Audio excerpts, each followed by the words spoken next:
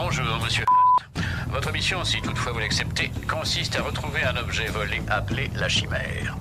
Vous pouvez choisir 2 membres de votre équipe, mais il est indispensable que le 3e membre soit Naya Nordhoff Hall. C'est une civile et une voleuse professionnelle particulièrement douée. Vous avez 48 heures pour recruter mademoiselle Nordhoff Hall et me retrouver à Séville pour recevoir vos instructions. Comme toujours, si vous ou l'un des membres de votre unité était pris ou tué, l'agence n'ira avoir connaissance de vos activités. Et de haut, monsieur Hunt, la prochaine fois que vous partirez en vacances, ayez l'obligeance de nous dire où vous allez. Ce message se te détruira dans 5 secondes.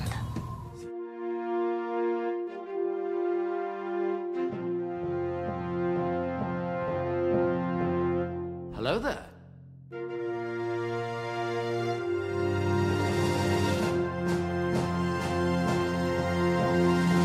You take the red pill. Wingardium Leviosa.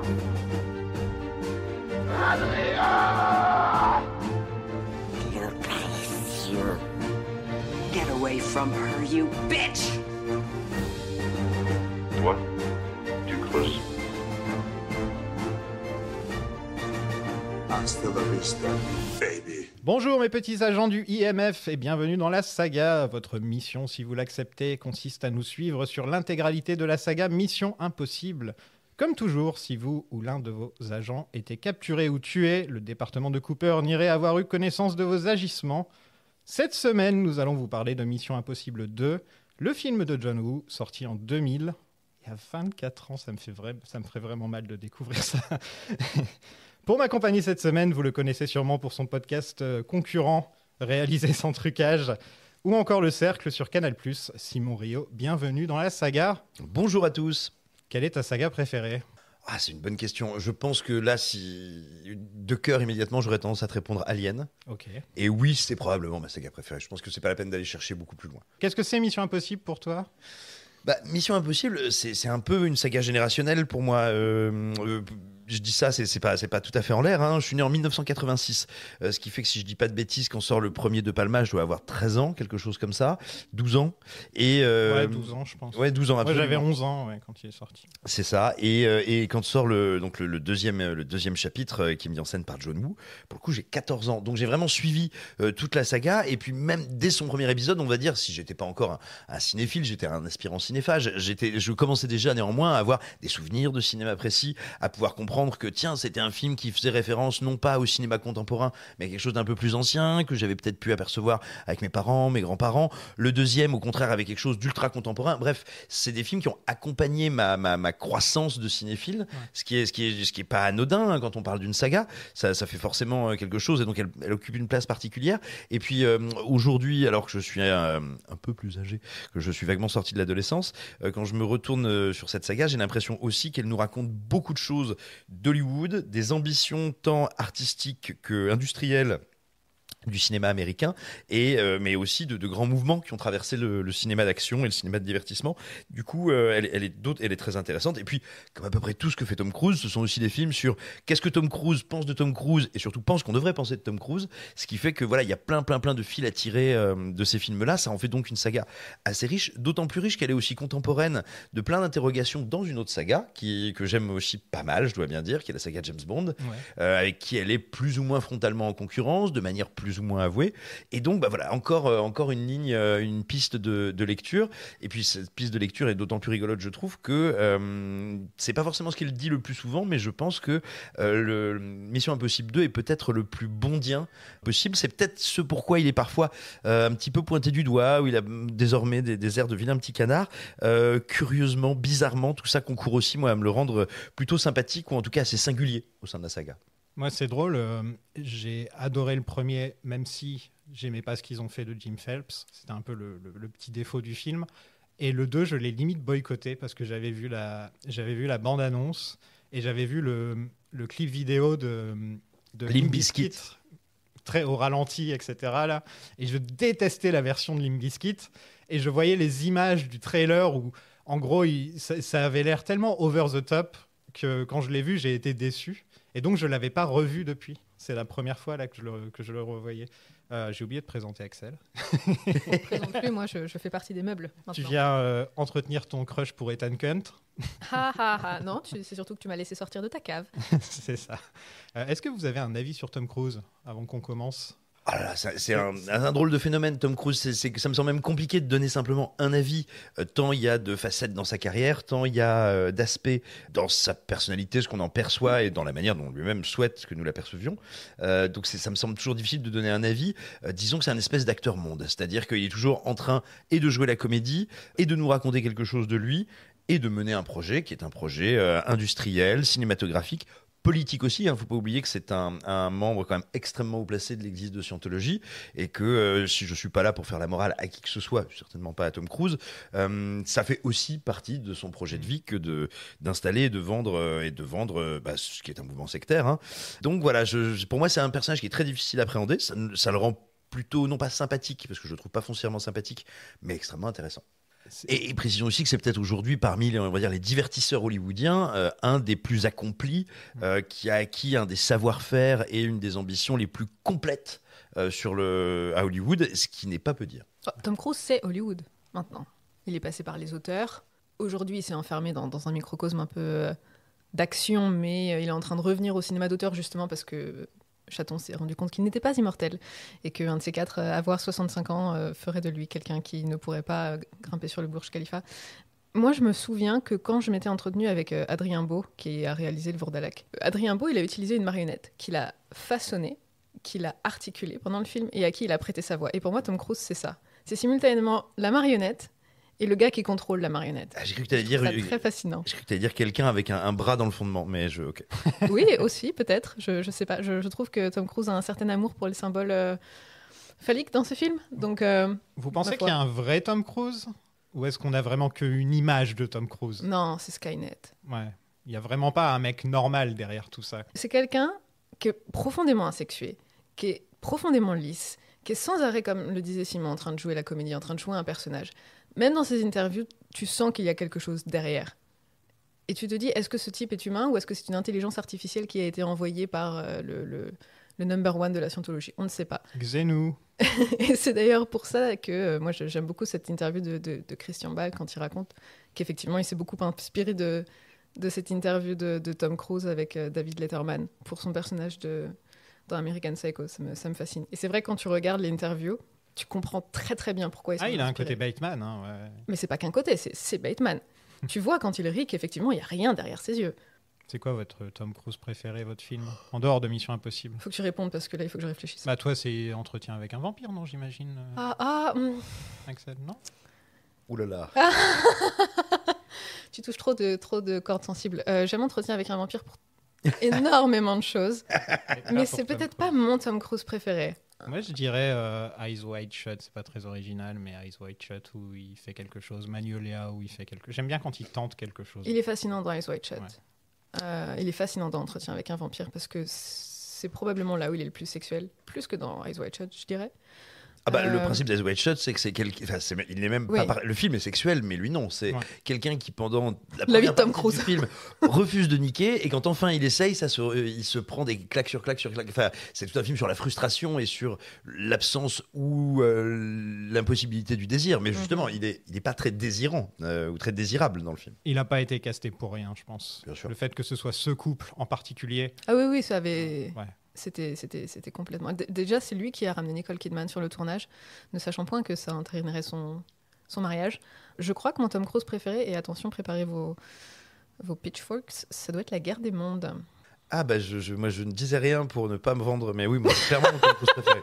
Minority Report est très bien aussi. Oui, ouais. Mais c'est vrai qu'en père, parce que c'est vraiment le père américain dans War of the Worlds, et il le vend très très bien. Ah mais je le crois tout à fait. Pour moi, c'est pas le seul personnage avec de la chair qu'il a fait, ou le seul personnage issu, on va dire, du peuple, quoi, hein, des classes laborieuses qu'il a fait au cinéma.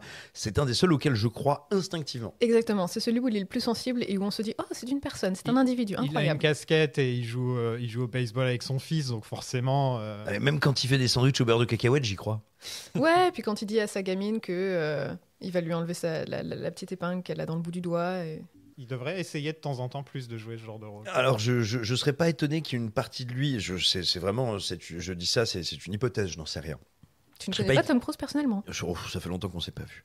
Je ne serais pas étonné qu'il y ait une partie de lui qui se dise quand même que le grand divertissement hollywoodien, ça n'est pas jouer du blue collar, c'est pas jouer des ouvriers, c'est justement apporter aux gens l'exceptionnel. J'en sais rien, mais ça me semble pas incompatible avec sa vision du divertissement. C'est un showman, quoi. Voilà, c'est un showman. Non pas qu'il trouve irrespectable ou inintéressant ou pas pertinent de faire du cinéma qui serait, on va dire, social, engagé ou que sais-je, mais je ne suis pas sûr que ce soit le cinéma qui aujourd'hui l'intéresse.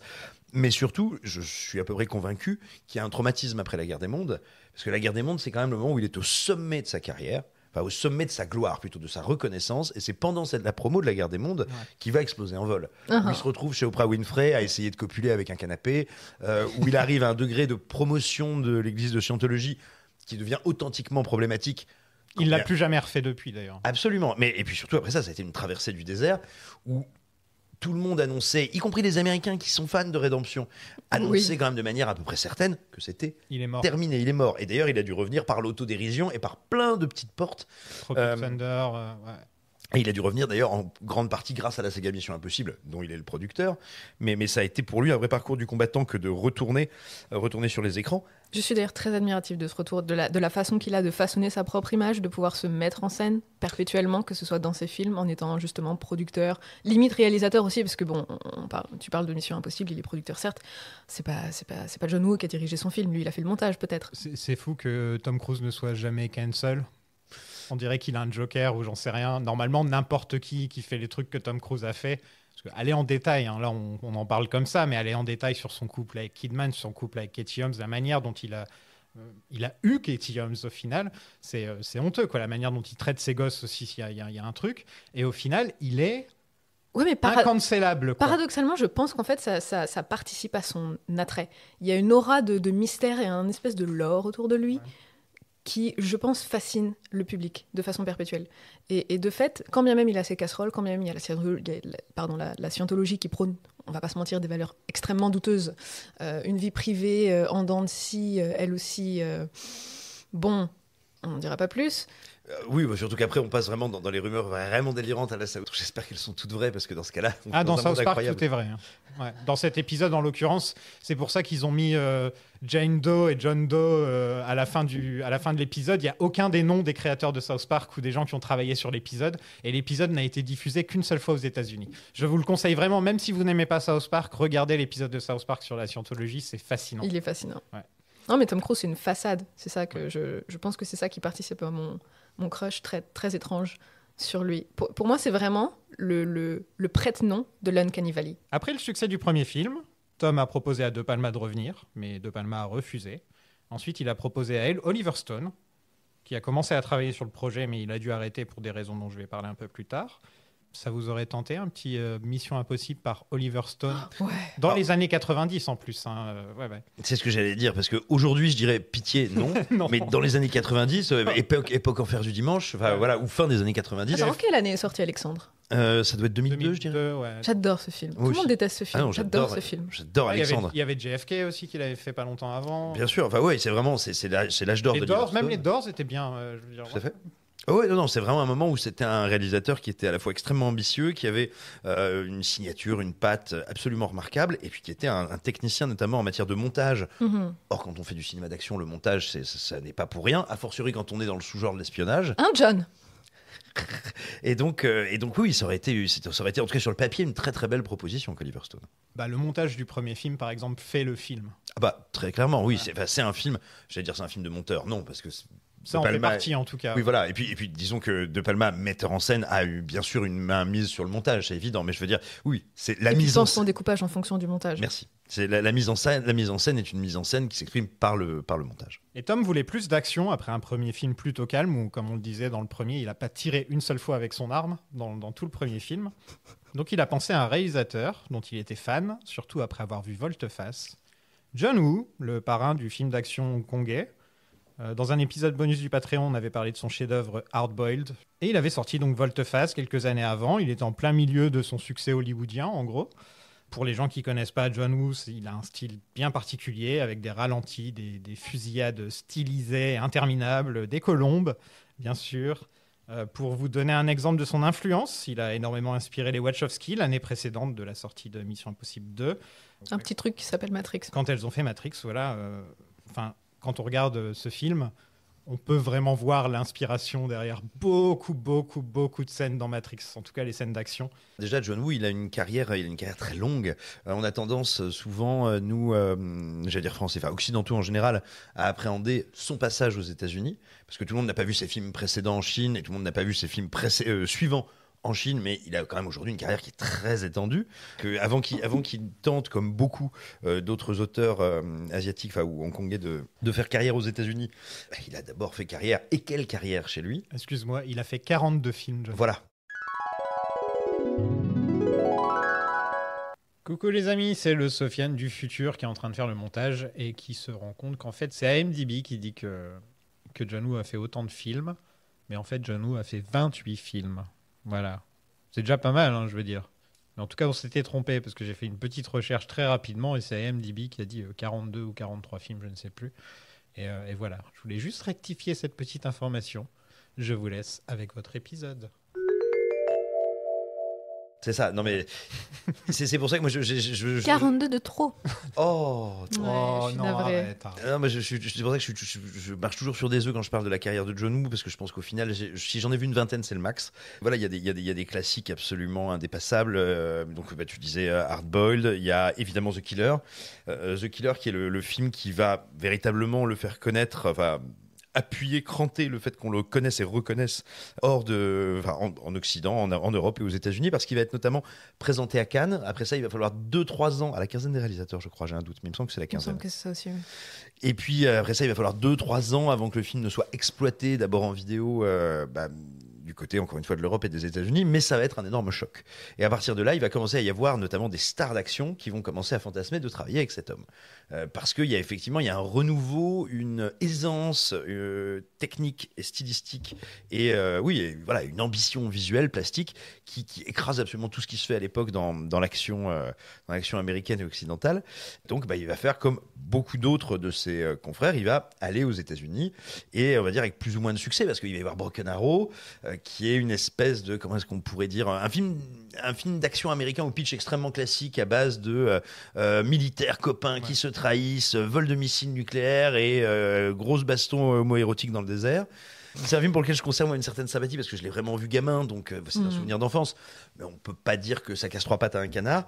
Mais effectivement, il va y avoir Volte-Face. Volte-Face qui va vraiment là tout à coup venir un peu flatter et exciter tous les amateurs d'action, et c'est évident. Tu disais que quand Tom Cruise voit Volte-Face, il essaye il veut avoir le réalisateur de Volte-Face pour un Mission Impossible, et c'est à la fois la force et à la fois la limite du film. C'est que clairement on a l'impression qu'il a dit à John Woo, vas-y, refais-le maintenant. Et jusque dans l'usage qui est fait des masques, même si bien sûr les fameux masques de Mission Impossible, ça n'est pas une spécificité de cet épisode. Là, ils abusent un peu quand même au niveau des masques. Ah bah là, ouais, moi j'adore. Mais ils abusent un peu, et puis on sent très, très clairement qu'il y a une volonté de travailler comme ça cette figure du double qui vient un petit peu directement, qui est un peu un greffon un peu bourrin de. Effectivement, oui, bon, d'accord. John Woo a apporté sa patte sur le cinéma d'action américain. Le meilleur Est-ce que film c'est de une tous bonne les temps. patte? Je ne sais point. Le meilleur film de tous les temps. Matrix récupère le meilleur de John Woo et laisse le pire de côté. Il n'y a pas de colombe dans Matrix. Ah si. Si, Non, commence pas. il y a la scène où il y a... Pas toi, Sofiane. Il y a la scène où il y a Smith dans Reloaded qui avance et il y a tous les corbeaux qui partent au ralenti. Ça, c'est clairement la version dark des colombes. Oui, puis alors, est-ce que c'est des étincelles, est-ce que c'est des poulets, est-ce que c'est des pigeons? Mais alors, dans les John Wick, il y en a des trucs qui s'envolent et qui partent de partout. Parce que... Dans les John Wick, ça arrive souvent. Ouais. Et il faut quand même le dire, justement. Tu disais, c'est le réalisateur John Woo qui va amener une partie, en tout cas, du style de l'école chinoise aux États-Unis. Ce qui est intéressant, c'est qu'il va l'amener, il va poser cette graine. Les ralentis, les cascades improbables. Oui, mais elle va pas prendre tout de suite, parce qu'en fait, cette époque-là, c'est les derniers feux de cette espèce d'action qui se veut justement ultra lisible, ultra emphatique, j'ai envie de dire, parce qu'en réalité, on est juste avant l'avènement d'une période qui sera pas forcément si terrible en termes de pur cinéma, mais un peu désolante pour le cinéma d'action, qui est la période Jason Bourne, qui elle va arriver juste après, en fait. Juste après. C'est un peu les derniers feux de cette conception conception-là du spectacle qui ne va finalement être ravivée que une vingtaine d'années plus tard avec John Wick. On va dans l'hyper-réalisme un petit peu avec le temps. Il faut que tout soit très réaliste. Et Mission Impossible 2, c'est l'opposé total en fait. Il n'y a rien de réaliste dans ce film. Et... Ouais. Ah, bah vous aimez Volte-Face ou non, toi t'aimes pas Volte-Face? Non. Volte-Face, moi, c'est un film que j'ai grandi avec. Pareil. Voilà quoi. C'est un film, s'il passe à la télé, je le regarde. Je pense que c'est un film que tu dois découvrir à un certain âge pour être en mesure de l'apprécier. Moi, malheureusement, j'ai loupé le coche. Ça fonctionne bien parce que quand t'es petit, quand t'es plus jeune, tu trouves tout cool facilement. Et là, il y a des... Nick Cage, par exemple, est au top de sa coolitude. Il y a peut-être ça aussi. Je suis pas une grande fan de Nicolas Cage. Il est spécial. C'est comme Tom Cruise. C'est un mec qu'on l'aime ou on le déteste. Il a ce truc-là. C'est pas la même chose. C'est pas du tout le même. Non, c'est la personnage. version. C'est pas la même aura. C'est pas. C'est la version un peu complètement. J'ai envie de dire sous cocaïne, mais. Oui, mais c'est un peu la version sous cocaïne de Jim Carrey, quoi. C'est Jim Caro, je sais pas. Jim Carrey, déjà la version sous cocaïne de Jim Carrey. Donc... Alors je pourrais vous faire toute une dissertation sur quelle drogue pour quel comédien, et je sais pas si. Enfin bref, peu importe. Non, je veux savoir pour Tom Cruise, lui donne quoi? Un suppôt. Ouais, c'est exactement ça. Le suppôt de Satan, quoi. Et c'est aussi vrai justement de ce Mission Impossible. Je pense qu'il faut le découvrir à un âge ou alors à un moment dans sa vie où on considère, et c'est pas un mal, hein, je le dis vraiment assez froidement, ça me pose aucun problème, où on ne considère pas, on va dire, la rigueur ou même la cohérence psychologique des personnages et de l'univers qui sont dépeints comme important. Mais et encore une fois, je le dis pas, c'est pas du tout moqueur ou condescendant ce que je dis, parce que personnellement, je considère pas que ce soit nécessairement quelque chose de majeur dans un film. Mais tu regardes Volte-Face, tu regardes Mission Impossible 2, ces personnages se comportent soit comme des enfants, soit comme une idée de ce que les enfants se font des adultes. C'est-à-dire que généralement, ils n'ont aucune cohérence psychologique, quoi. Il suffit de voir la manière dont ils s'affrontent, qu'est-ce que c'est pour eux le bien, le mal. Enfin, là, je reviens sur... C'est une cour de récré, quoi. C'est exactement une cour de récré, quoi. Je veux dire, les 20 dernières minutes de Volte-Face, c'est quand même John Travolta qui dit à Nicolas Cage « Hey, j'ai fait des trucs trop méchants !» Et Nicolas Cage qui dit « Non !» Enfin, voilà, il faut vraiment...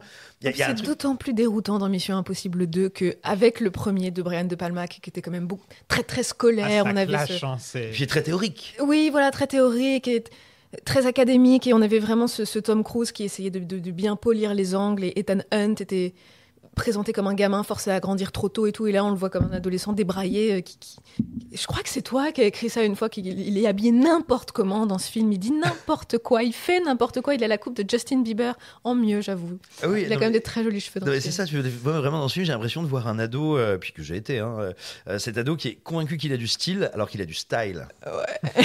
Il n'y a pas beaucoup de sagas où il y a un changement à ce point-là entre une suite et son prédécesseur. Peut-être entre Die Another Day et Casino Royale. Oui. Qui me viendrait à l'esprit. Là, il y a vraiment ça casse complètement. Parce que Die Another Day, c'est quand même un film avec une voiture invisible. Tout le film, c'est du grand n'importe quoi. Et Madonna qui est. Là, il y a des masques aussi. Il y a des histoires de masques aussi, si je me trompe pas, dans Die Another Day. Absolument. Il y a Madonna qui a son caméo qui ne sert absolument à rien. Et d'un seul coup, on a Casino Royale qui commence avec Bond qui fait les 2 premiers meurtres de sa carrière. Et ça clash complètement. Et là, je trouve qu'il y a un peu de ça. Mais c'est osé de la part de Tom quand même. Alors je le dirais, je le dis, mais vraiment au conditionnel, parce que j'ai peur de dire une bêtise. Ça fait trop longtemps que j'ai pas regardé les films avec cette perspective-là, mais je me demande si dans le background, dans la mythologie à l'époque, entre Batman le défi, le deuxième de Tim Burton, et Batman, le premier de Schumacher, Batman Forever, je me demande s'ils sont pas censés être des suites. C'est des suites. J'ai un doute. Voilà, on est bien d'accord.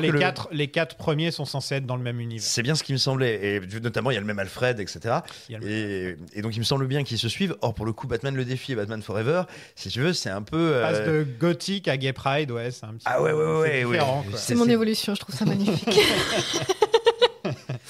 Donc John Woo avait peur de devoir suivre le style de Palma, mais Tom a insisté pour que Woo fasse son propre film avec son propre style. Tom a surtout insisté pour faire son film à lui. Voilà, et Woo voulait utiliser des cascadeurs et des doublures pour les cascades, mais Tom refusait. Donc ils ont un peu clashé là-dessus apparemment. Cruise a menti surtout comme un arracheur de dents aux assurances. Ouais, il a dit aux assurances qu'il ferait pas de cascade à moitié. Qu'il aurait une doublure. Alors qu'il a fait 95% des cascades lui-même. Ouais. C'est peut-être encore plus que dans le premier, je pense. La fameuse scène d'escalade qui introduit le personnage dans le film, il l'a refaite 7 fois. Ouais. John Woo, il était en pleurs, il n'en pouvait plus. Et puis rappelez-vous notamment ce plan iconique qu'on voyait, il me semble, dès la bande-annonce, et qui se trouve dans la l'affrontement final. Oui, je vous ai pas posé la question, je considère qu'on peut spoiler vu qu'on Oui, parle bien d'un film sûr. qui a 24 ans. Et où on a donc cette lame de couteau qui va frôler l'œil de Cruz, Fais-toi plaisir. qui est un plan en physique, en réel. C'est un vrai couteau qu'ils ont accroché à un sorte de... Un câble. Alors, câble j'étais- Un câble, justement, j'étais pas un Et élastique. c'est un câble qui s'arrête pile poil au moment, à quoi 2 cm de l'œil 25 mm. 25 mm, tout était compté.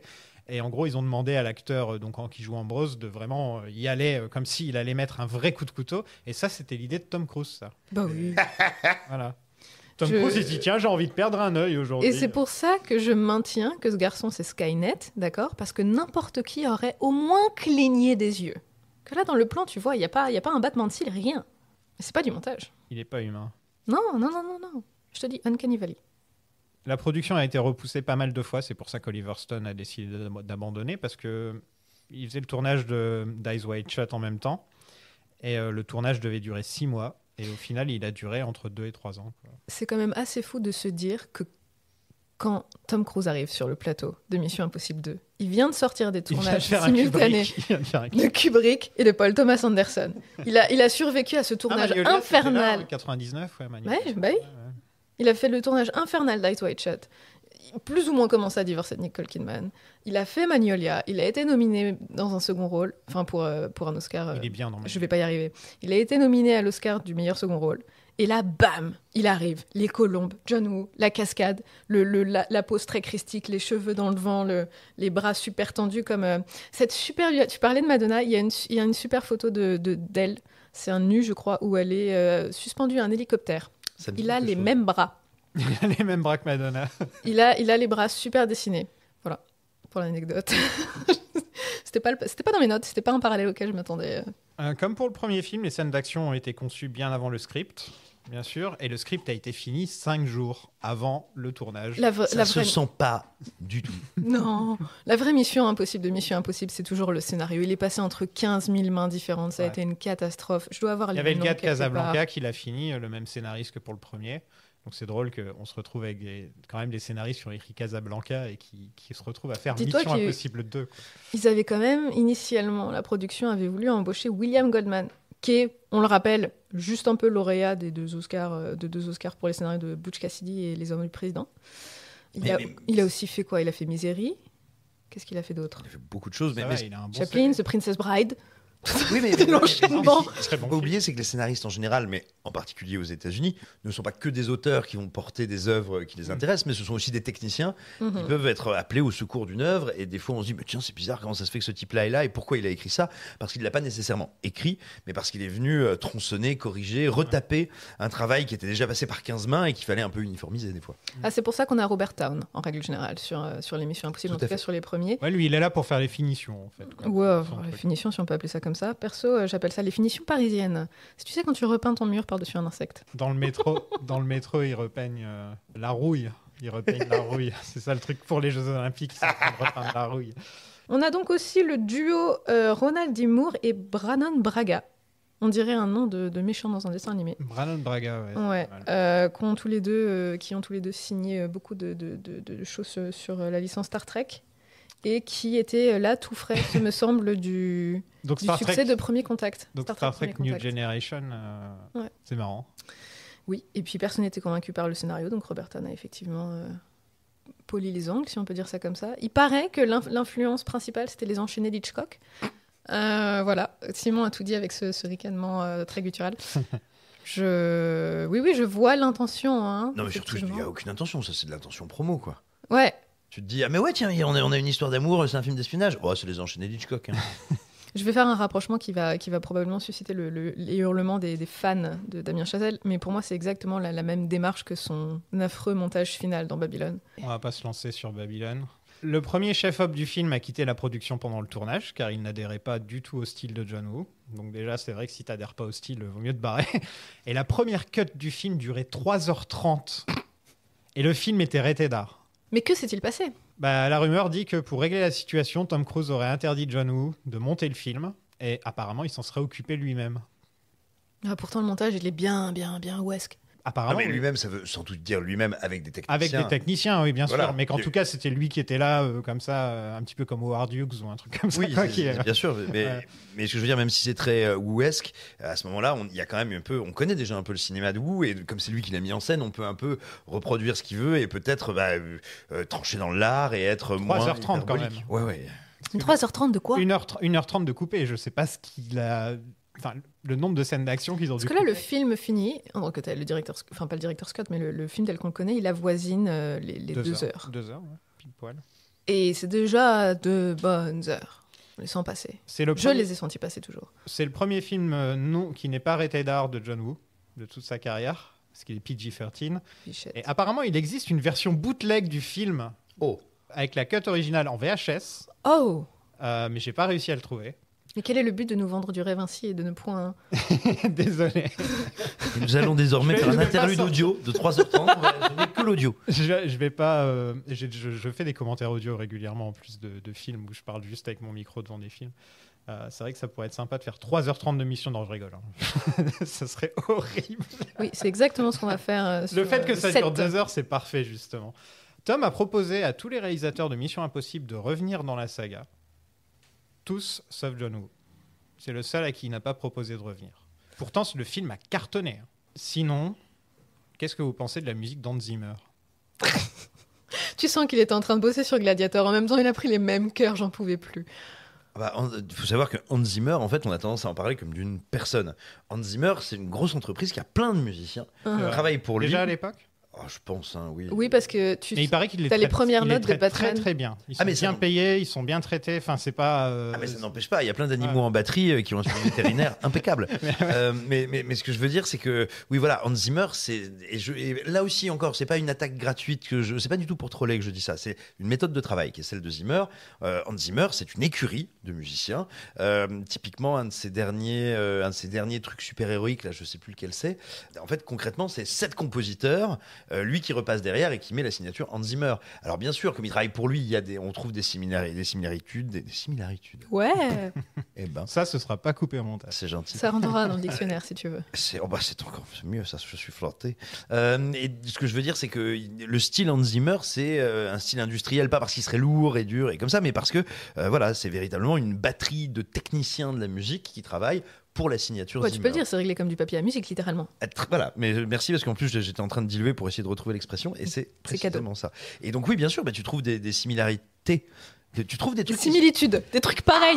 Des trucs pareils entre Gladiator. Puis attention, de temps en temps, il s'investit lui-même sur un projet qui lui tient plus particulièrement à cœur, c'est évident. Mais en tout cas, par exemple, quand il fait Dune, je pense qu'il doit plus s'impliquer que quand il fait, j'en sais rien, Batman. Dune, ça a été un énorme investissement personnel parce que c'était une saga qui lui tenait à cœur depuis très longtemps. Et le fait que ce soit enfin concrétisé... Ou Interstellar. Oui, aussi. Interstellar qui tranchait avec beaucoup d'autres de ses compositions. Toutes ces grandes œuvres, concrètement, c'est les œuvres dans lesquelles il s'est le plus investi. Mais là, tu sens effectivement le côté technique. J'aime pas du tout ce qu'il fait dans Dune. Mais je trouve qu'il y a quelques morceaux qui ont beaucoup été utilisés dans la promotion qui sont extrêmement excitants quand tu les entends comme ça.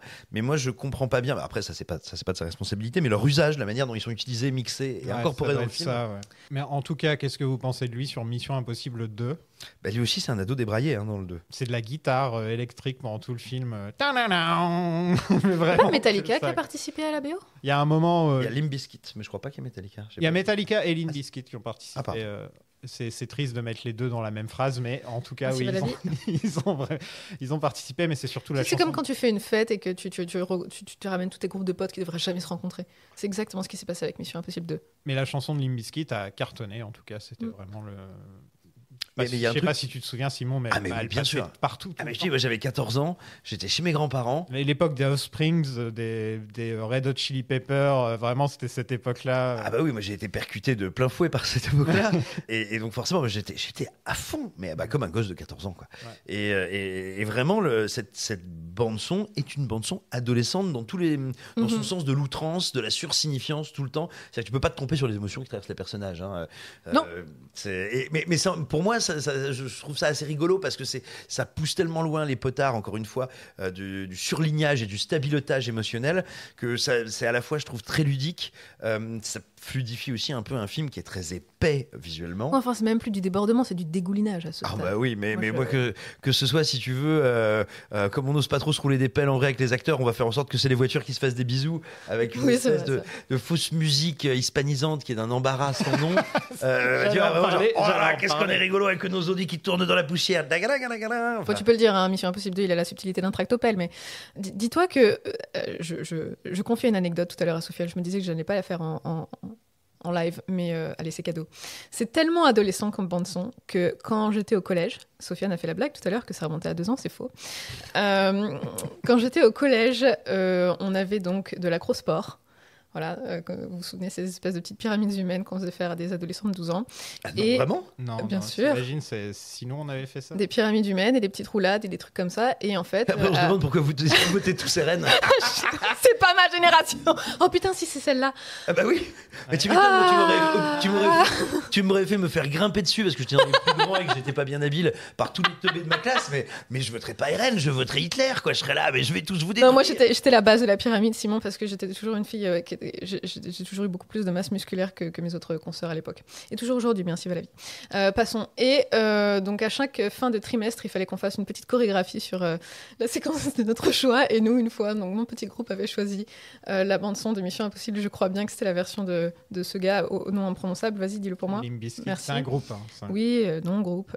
C'est un groupe que Eminem a dégommé au point qu'on les a plus jamais revus après, quoi. Mais vraiment. Et voilà, Axel, 12 ans, avec un legging et un col roulé noir pour faire l'espionne. Et on était tous là avec nos doigts en pistolet. On était 5 dans le groupe et on s'est déroulé sur le... Moi, c'était spectacle de fin d'année. Je devais avoir quoi, 9-10 ans. Et c'était à l'époque de Man in Black, donc on était tous en costume et on avait fait Man in Black. Oh, pas mal. Sauf que personne n'avait de costume pour ses gosses, alors c'était des trucs, mais vraiment, on avait mis vraiment, genre la chemise trop large, en plus c'est les années 90, tu vois. Ah oui, bien sûr. Les fringues trop larges. 125 millions de budget. Ce qui est énorme pour l'époque, hein. Il faut le dire, c'est gigantesque. Mais c'est quand même beaucoup plus que le premier opus. Ouais, le premier, c'était quoi, 60 ? Alors, officiellement, c'était 80, mais 80. Tom Cruise a réussi à le faire descendre à 70, 75. Tu disais 560 au box-office à peu près, et Tom aurait touché 75 millions pour ce film. Oh. Mais étant donné qu'il a régulièrement financé le film de sa propre poche, parce qu'apparemment, il y a eu des pluies torrentielles en Australie, et ils ont dû repousser le tournage pendant plus d'1 mois. C'est là que tu vois que c'est lui qui a payé tout le crew de sa poche pendant tout le mois, en fait. Et donc, bon, bah, s'il touche 70 millions... Il a vraiment pré-shot le Covid, ce garçon, c'est incroyable. Et en fait, il avait dit, je touche pas de salaire, mais je gagne des pourcentages... Oui, c'est ce que j'allais dire, voilà, c'est-à-dire que quand on dit il a gagné 70 millions, c'est pas il a été payé 70 millions, parce qu'effectivement, là, ton budget de 125, il te reste plus parce grand-chose. qu'il a produit le film, en fait. Oui, voilà, ce sont des retours sur investissement. C'est des pourcentages de recettes. Donc, c'est le plus gros succès de l'année 2000, juste devant Gladiator. Le film a été très, très, très mal reçu par la critique et par les fans. Hein, on va pas se mentir quand même, encore aujourd'hui. C'est le 3e plus gros succès de l'année. C'est pas le premier ? C'est le 3e. Devant, tu as Le Grinch et Seul au monde. C'est peut-être le premier aux États-Unis. À domicile, cela dit. C'est peut-être le premier aux États-Unis. Ouais, à domicile. Ouais, oui, Pardon, parce que le Grinch, de mémoire, aux États-Unis, ça a plutôt été une contre-performance, pas un non, flop. ça a été un énorme carton. C'est le premier au box-office de l'année 2000. Ouais. Bizarre qu'il s'est pas fait affreux. de suite.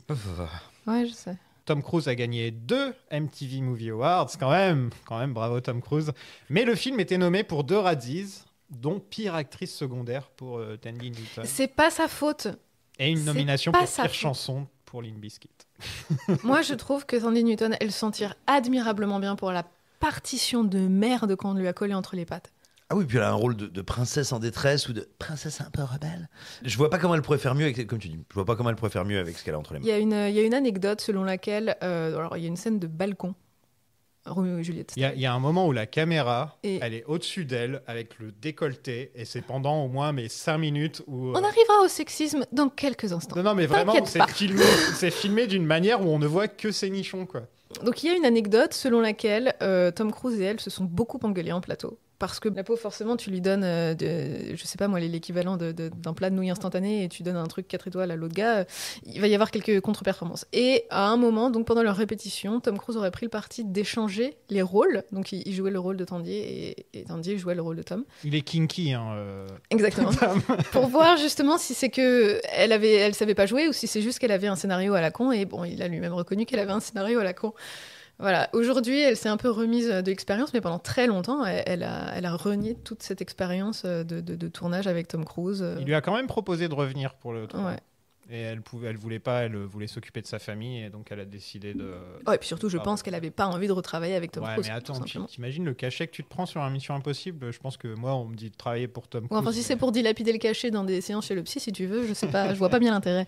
Faut pas aller chez le psy, d'après la scientologie. C'est vrai, c'est vrai, c'est vrai. On passe au film.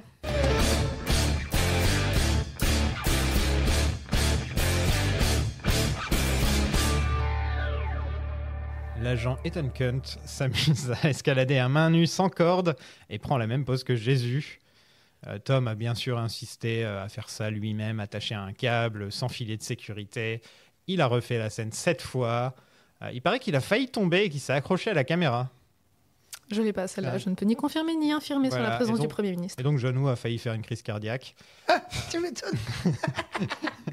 Je pense que les réalisateurs qui doivent faire les Missions Impossibles, à mon avis, partent avec des cheveux blancs, quoi. Tu vois, ils sont pas. Ah non, Mais c'est Barack Obama à la fin de son deuxième non, mandat. mais Enfin, vraiment, ouais. Ah non, mais ils tournent sous kétamine, c'est pas possible autrement. C'est-à-dire qu'on doit leur dire, ça y est, regarde que le combo. Ah ouais. Ouais. tu vois cette Oui, scène c'est dans Harry bien, Potter Non, parce que je 4 suis sûr que ça arrive plein de fois. Par exemple, la fois où il se pète la jambe là en sautant.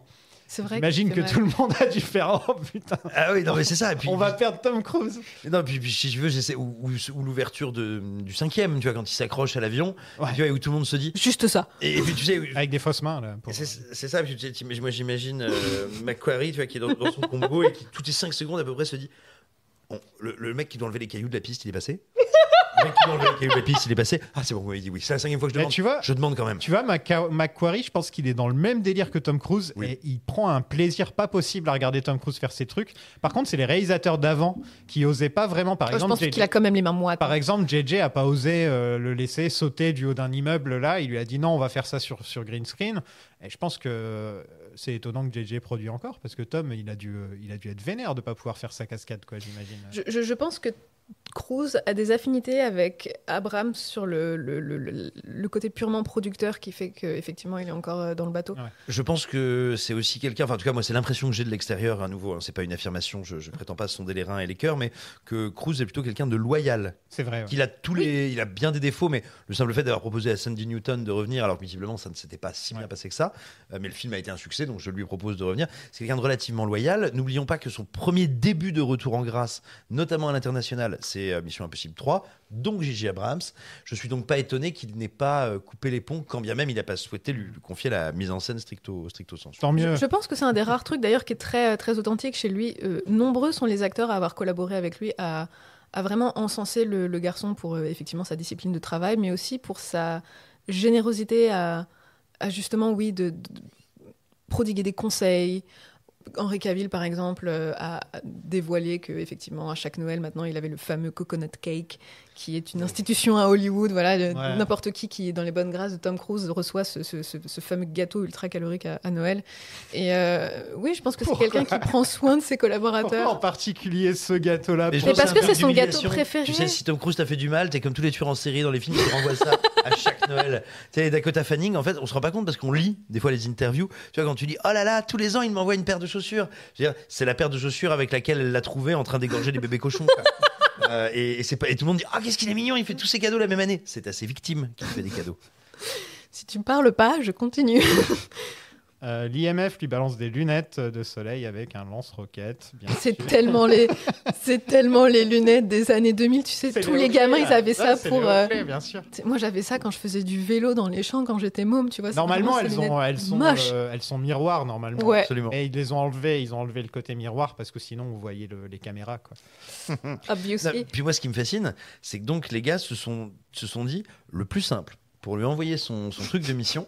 Là, vraiment, alors qu'il est en vacances en train d'escalader une falaise, le plus simple, c'est d'avoir un hélicoptère avec donc au moins 2 ou 3 personnes dedans, un lance-lunettes. Des lunettes explosives plutôt que de se dire bah en fait entre les risques que les mecs le trouvent pas, qu'ils le trouvent pas à l'heure, que ça leur pète dans les mains, Et surtout qu'il n'y a pas qu'une montagne dans l'Utah. Hein. non mais c'est ça, tu vois, plutôt que d'envoyer un Et type surtout, ils balancent la roquette et ils font tout de suite demi-tour. Voilà. Ils regardent même pas s'il ouvre la roquette ou quoi que ce soit. Ils font bon, mission accomplie, allez hop, on rentre. ouais, tu sens que le FedEx aux États-Unis c'est très développé quoi. Alors que en fait le plus simple, tu te dis si tu veux à un moment si vraiment ce message doit s'autodétruire, le plus simple c'est presque dans la situation présente, hein, c'est presque la voix quoi, que quelqu'un arrive pour lui dire son message et disparaisse si tu veux, mais là pour le coup tu te dis il y a tellement de raisons pour que ça merde de livrer des messages comme ça. Non, mais c'est IMF, C'est la double note d'intention du film en fait. Mais Parce je que suis d'accord. d'une part, ça te montre qu'effectivement tu vas être dans un excès qui frôle le ridicule, mais complètement sciemment, pendant tout le long. Mais aussi, on a envie de te montrer qu'effectivement il y a une rupture avec le premier film de De Palma où tu es là avec la vieille cassette, la clope balancée dans le lecteur pour faire exploser le C'est un message. lance-roquette et des lunettes, quoi. Voilà, là t'arrives avec boum, bam, bam, l'hélico, les lunettes super C'est limite stylisées. Acme, il y a un côté Will le coyote contre... Enfin, en plus, Ah mais le complètement. décor, c'est carrément Bip Bip et Coyote. Mais en plus, il y a ce côté-là, on va balancer un truc Acme. Bien sûr, Il et puis faut, il quoi. faut pas oublier que ça arrive après la première scène en réalité, l'ouverture, qui est le début du plan diabolique du méchant qui met la main sur le Bellérophon, si ma mémoire est bonne, enfin sur le virus qui rend les gens Ouais, morts. on lui donne sa mission. En gros, il est chargé de retrouver l'antidote Bellérophon, qui est l'antidote à un virus nommé la chimère. Oh putain, ça aussi c'est subtil. Ah oui, comme c'est un l'antidote, le factopède. Bellérophon. Qui est tombé aux mains de Sean Ambrose, un ancien collègue d'Ethan. Et c'est censé être cool, les lunettes qui explosent et tout. Je me rappelle quand j'étais gamin, j'avais trouvé ça quand même plutôt cool. Quoi. Il balance les lunettes. En plus, c'est vers la caméra. Absolument. Elles disparaissent. C'est même pas qu'elles explosent, c'est qu'elles disparaissent carrément, quoi. Ah oui, il reste plus rien. Elles Il reste font, plus rien des elles lunettes. font exploser l'objectif. Il y a- voilà, il y a et ça presque- enchaîne, ce me semble, C'est ça. Sur le le pré-générique. Sur le Et générique. ce générique, tu me demandais la dernière fois ce que je pensais du générique du 1, j'avais rien à te dire si ce n'était que c'était un générique Col Lyoko. Dans celui-là, t'as vraiment la note d'intention, là encore, du film. Il est super rock, il est super... Il est excessif, mais dans tous les sens du terme. Enfin, je veux dire, il n'y a pas assez de synonymes dans le dictionnaire C'est pour le film- décrire. C'est marrant, c'est combien John Woo, il est c'est John Woo excessif. qui a fait ce film, mais pour moi, c'est aussi le film le plus américain de Mission Impossible. Il a un côté vraiment un peu redneck sur les bords. Je veux dire, le côté guitare, le côté lance-roquette. Ah, mais tu t'attends à entendre un aigle arriver genre Vraiment, ouais. Freedom. Mais c'est ça, mais justement, c'est pour ça, je reviens à ce que je disais, il faut vraiment prendre toute l'intro avec donc, cette scène dans l'avion où il y a Sean Ambrose qui a un masque de Ethan Kent qui va donc tuer le gentil scientifique qui voulait sortir la chimère pour s'en emparer, gna gna gna gna, fin du monde. En fait, si tu prends ces deux séquences comme un seul continuum, ce que le montage t'encourage un peu à faire, tu pars d'un présupposé qui est presque le James Bond classique. Tu vois, avec. Et en plus, il y en a j'ai oublié, là, j'ai un trou de mémoire, je sais plus dans quel James Bond, il y a justement un faux pilote d'avion, un méchant qui se fait passer pour un pilote d'avion, etc. Tatata. Enfin bref, Ça, c'est très bon, ça. mais oui, mais voilà, on part de ce canevas ultra classique avec des plans de maquettes d'avions dans le ciel qui sont. Je peux pas croire qu'il y a pas. C'est pas un peu volontaire quand on voit le budget du film d'être un truc vraiment très old school. Les types qui partent en parachute, l'avion qui explose, et là, le film te dit genre non, c'est pas mon programme, ça, au fait. J'ai. Ça, c'est le programme du méchant, qui est un méchant de vieux James Bond. Mais pour combattre ce type terrible, et ben moi, j'ai Tom Cruise. Ouais. Et Tom Cruise, il arrive, je veux dire, tout nu sur une moto en slip de peau, avec des guitares électriques et comme tu disais, des aigles qui tiennent des Uzis, des Uzis dans les serres. Quoi. Il y a vraiment un côté comme ça, un côté America, fuck yeah, alors que le film est fait par un Hongkongais, quoi. Ça n'a aucun Qui sens. est pas très bien. Un problème que j'ai avec la musique, la guitare, etc., c'est que je trouve qu'elle est trop présente dans le film, là où dans le film précédent, on avait des moments de calme. Par exemple, la scène où il est tiré par la corde, enfin, il est suspendu par la corde. Il y a quand Qui même- sont recollés en plus dans celui-là. Ils Genre, ont- ah, t'as aimé ce moment dans le premier, hein, tiens, alors voilà. Ce serait bien si dans tous les films, il se retrouvait suspendu à Bah, la corde. c'est quand même un. Ça revient dans le c'est 4 ou un le 5. leitmotiv, dans le hein, 4, il est dans le 4. Dans le 4, ouais. souvent, ouais. Mais c'est souvent un motif, oui, qui soit revient, soit est légèrement décliné. C'est-à-dire, tu vois, comme on disait, dans le 4, enfin, c'est plus lui, C'est c'est celui-là Jérémy avec les Renner. parkings. C'est Jérémy Renner aussi qui se retrouve suspendu, alors pas par un fil, mais par gna gna gna, des ailes qui Des tournent. hélices. Voilà, oui, ou alors un aimant, enfin je sais plus, bref. Mais Le mec est tellement complexé par sa taille qu'il veut prendre de la hauteur par tous les moyens, c'est incroyable. c'est ça, et tu regardes dans le 5, la séquence en apnée ressemble par bien des aspects visuellement à une séquence suspendue, parce que dans l'eau, ton corps se déplace un Puis petit t'as peu, toujours tu vois. ce cylindre. Et t'as le silence aussi. Oui, absolument. C'est ça qui est bien. C'est que je trouve que les grosses... par exemple, là, dans le dernier, il saute de la rampe... il n'y a pas de musique à ce Quelle moment-là. merde, cette Ça, scène. ça s'arrête au moment où il saute. Enfin, il y a toujours... le silence est très important dans les films Mission Impossible au final. Et là, dans celui-là, ça n'arrête jamais. Il n'y a pas un moment où la musique se calme, quoi. Là, je dois bien me reconnaître que tu as raison. Comment vous vous appelez? Ethan. Alors, Ethan, de quoi est-ce que vous voulez me parler? De plus de choses que je ne croyais. Donc Ethan se rend à Séville où il fait la rencontre de Nayar au ralenti au milieu du flamenco. C'est Nicole Kidman qui a conseillé à Tom de caster Fandy Newton. Sauf qu'elle était aussi dans Entretien avec un vampire. Je ne sais pas si tu t'en souviens. Bien sûr que je m'en souviens. Voilà. Et donc, comme tu disais, elle s'entendait pas avec Tom pendant le tournage. Ils ont une course-poursuite à la GoldenEye, et apparemment, c'était voulu que ça ressemble à GoldenEye. Je sais pas si tu vois, Simon, la première scène dans GoldenEye, quand il y a course-poursuite non, la première scène après le générique de GoldenEye, quand il est avec Xena Onatopp et il fait une course-poursuite lui, il a c'est un Aston Martin ou sa BMW. Oui, non, alors je m'en souviens, mais j'ai pas vu elle a une Golden... Ferrari toute rouge et il y a la musique d'Eric Serra qui gâche complètement la scène. Mais en tout cas, il y a un moment où ils font des tours comme ça. Ah oui, tout à fait, exact. Mm-hmm. Ah oui, ça fait très longtemps que j'ai pas revu GoldenEye. C'est à donc côté de Monte-Carlo. Oui, absolument. Voilà. J'ai des petites fragrances qui me reviennent. Mais c'est un secret de Polichinelle de toute façon, c'est pseudo-assumé. MI2, c'est GoldenEye sous coke coupée au fentanyl. Mais c'est vrai qu'en plus, le méchant est un ancien agent, pote de Tom, donc c'est la même chose. Il n'y a pas de Xena Onatopp, ce qui fait que GoldenEye est quand même supérieur. Puis la scène de la baignoire, c'est très, très, très GoldenEye conné quand même. Ouais. Oui, et puis là, pour le coup, il y a quand même tout un travail du personnage d'Ethan Hunt qui est celui d'un super agent, super espion, qui n'a plus rien à voir avec, je ne sais plus lequel d'entre vous me disait ça tout à l'heure, le petit bébé forcé de grandir trop vite du précédent. Ouais. Là, c'est un personnage bondir, ou deux super agents. Ce qui le rapproche encore de GoldenEye. C'est G.I. Joe, limite, quoi. Quasiment. Dans celui-là, il a vraiment un côté... C'est pour ça que je disais qu'il était très américain. Et on a vraiment essayé de le sexualiser dans ce film. Ce film aurait pu fonctionner avec Van Damme, avec Stallone. Et j'aime beaucoup quand même le plan des ralentis des deux voitures qui se collent pendant que les deux acteurs se regardent. Je trouve que c'est quand même une bonne idée. C'est une bonne idée. Ouais. Tom Cruise veut tellement pas baiser qu'on lui a fait faire baiser avec des voitures. Je trouve ça formidable. C'est Fast and Furious, quoi. Oui. Ah, c'est Flask and Furious, mais oui. Tout à fait. Donc c'est pas si platonique que dans le premier film, où quand même Claire et Tom, à part un moment où ils la tâtent un petit peu pour la fouiller, là, il n'y a pas un moment où ils se rapprochent, où vraiment il y a un truc. Il y a le moment où John Voight, parce que j'ai pas envie de l'appeler Jim Phelps, où John Voight dit ne pas convoiter la femme du voisin, c'est ça, il lui dit ça, alors que pas une seule fois dans le film il convoite. Puis à un moment il dit j'ai goûté la marchandise, donc je sais que ça aurait fonctionné. Et ensuite il la tue, ouais. Et ensuite il la tue, ouais, oui, dans le même souffle. Parce que là ils couchent ensemble, hein. Alors, on les voit pas, mais oui, voilà, c'est plus hors-champ que ça, tu meurs. Alors que franchement, comparé au premier, il y a quand même un peu plus de. Oui, il est un peu plus organique, il est un peu plus humain, il est un peu plus sexuel et sexué. Néanmoins, il y a l'idée qu'il est amoureux, en tout cas. Qu'ils sont amoureux. Bah si, c'est quand même bien l'idée. Elle fait je vais me sacrifier. Puis il fait non, tu vas pas te sacrifier. Enfin, c'est ce qu'on fait quand on est amoureux, je crois. Non, il est amoureux. Et dès la première scène, dès qu'ils se voient. C'est une vraie relation de cinéma où dès la seconde où ils se voient, ils se disent bon, bah, je vais me sacrifier pour toi. C'est la même chose dans les Bonds, sauf que dans les Bonds, on sait que soit il l'utilise pour la mission, soit il va juste se la faire à la fin. Il va être filmé, M va tout regarder parce qu'il y a un film où ça finit vraiment comme ça. Je crois que le pire, c'est dans Good Night, il dit Good Night. Les Roger Moore, je crois qu'il y a 2 Roger Moore où il finit, où il est au lit avec une meuf. Et il y a M qui regarde depuis. T'as aussi dans Moonraker, où on lui souhaite une bonne rentrée dans l'atmosphère, c'est ça? Oui, exactement. Joli phrasé. Franchement, on n'en refera plus des comme ça.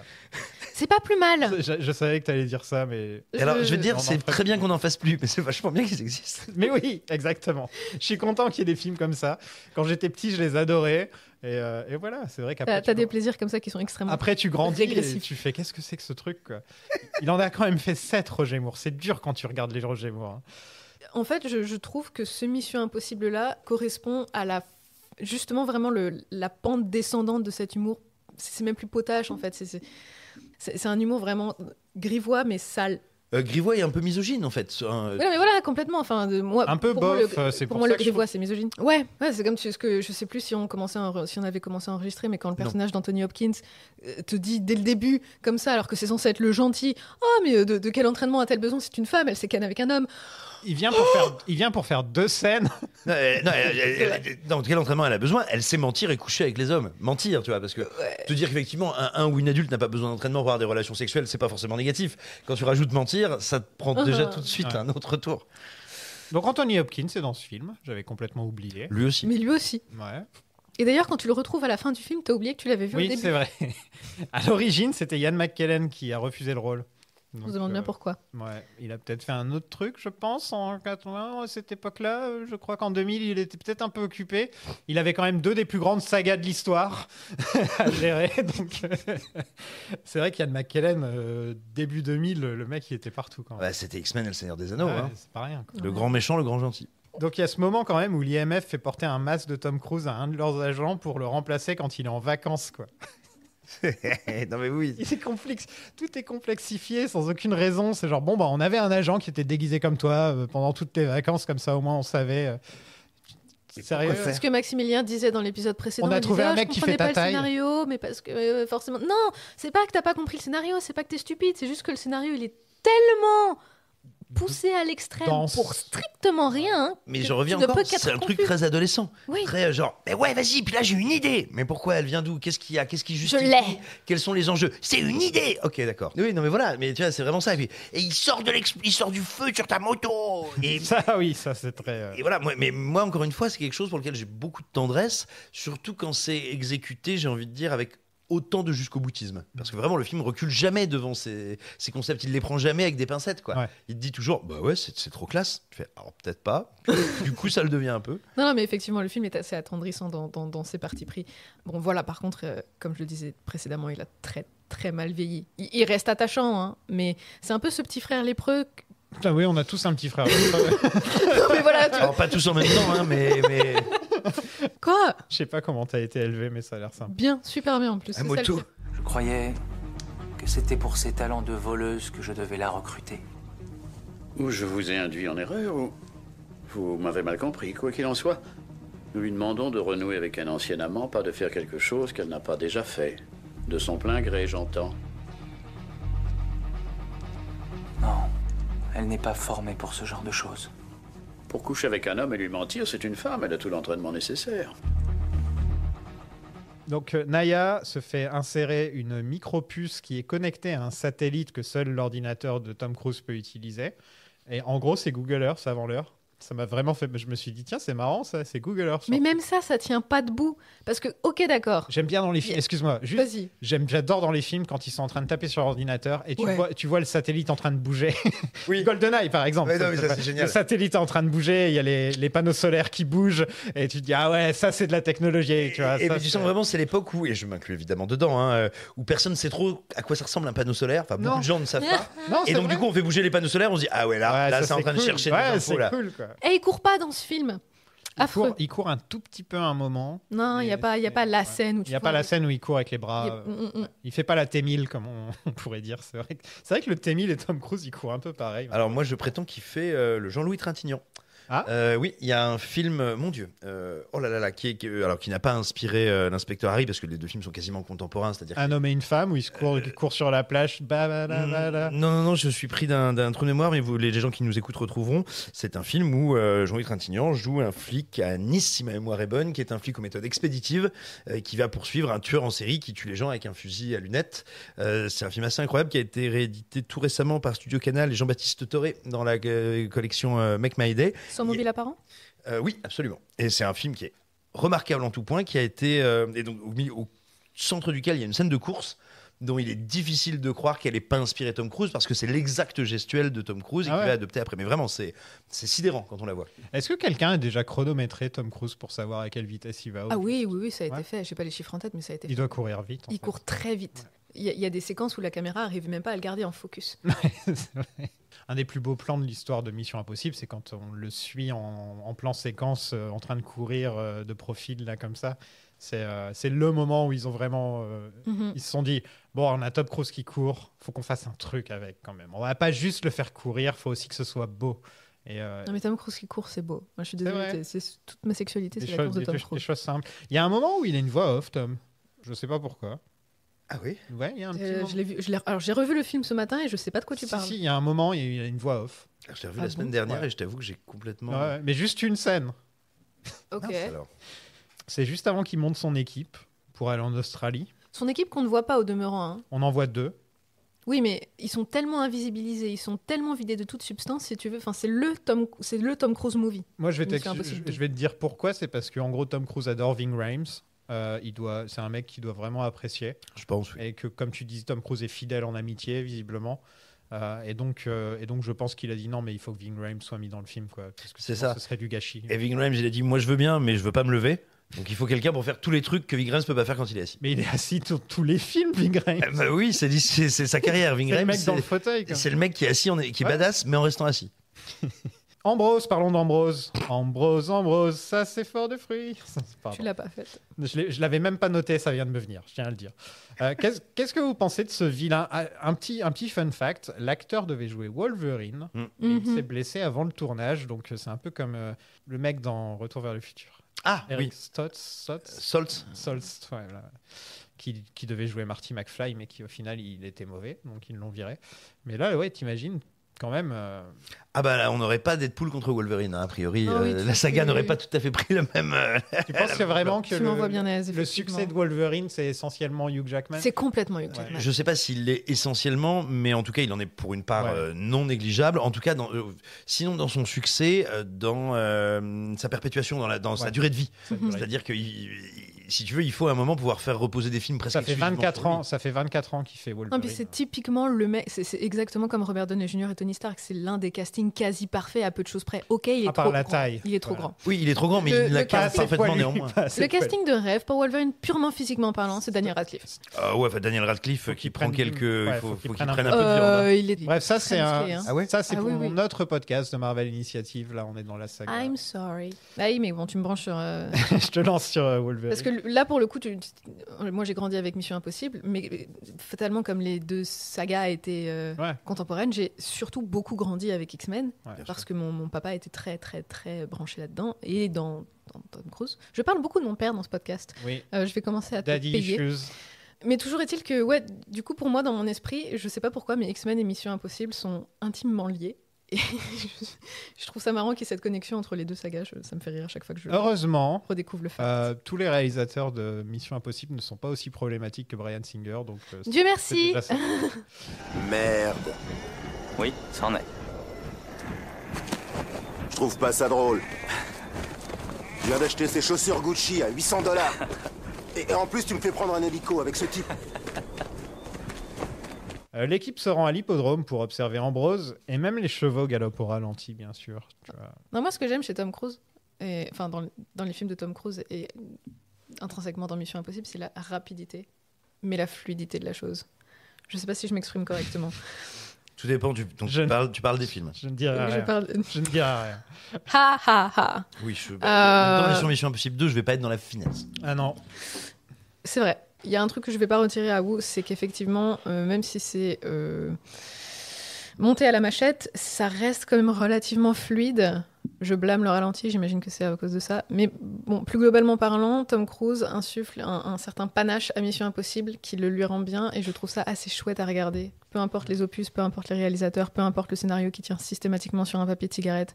Voilà, c'est quelque chose que j'apprécie. C'est quand même une saga qui est très fluide et qui est très aussi cohérente avec elle-même, même si bien évidemment on a des disparités d'un Voilà, d'un on opus passe à quand même l'autre. du premier au deuxième, il y a quand même une petite différence. Ouais, mais je sais, il y a quand même cette cohérence dans l'ego cruisien, Par parce exemple que c'est les films de Cruise.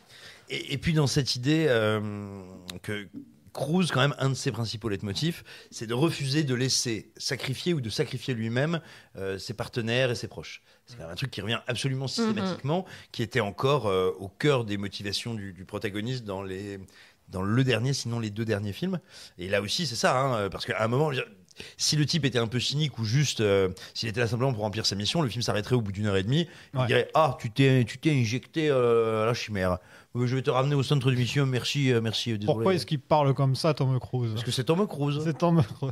C'est Thomas C'est Cruise. le redneck français, il est marseillais. Ok, hop. C'est Thomas Cruise.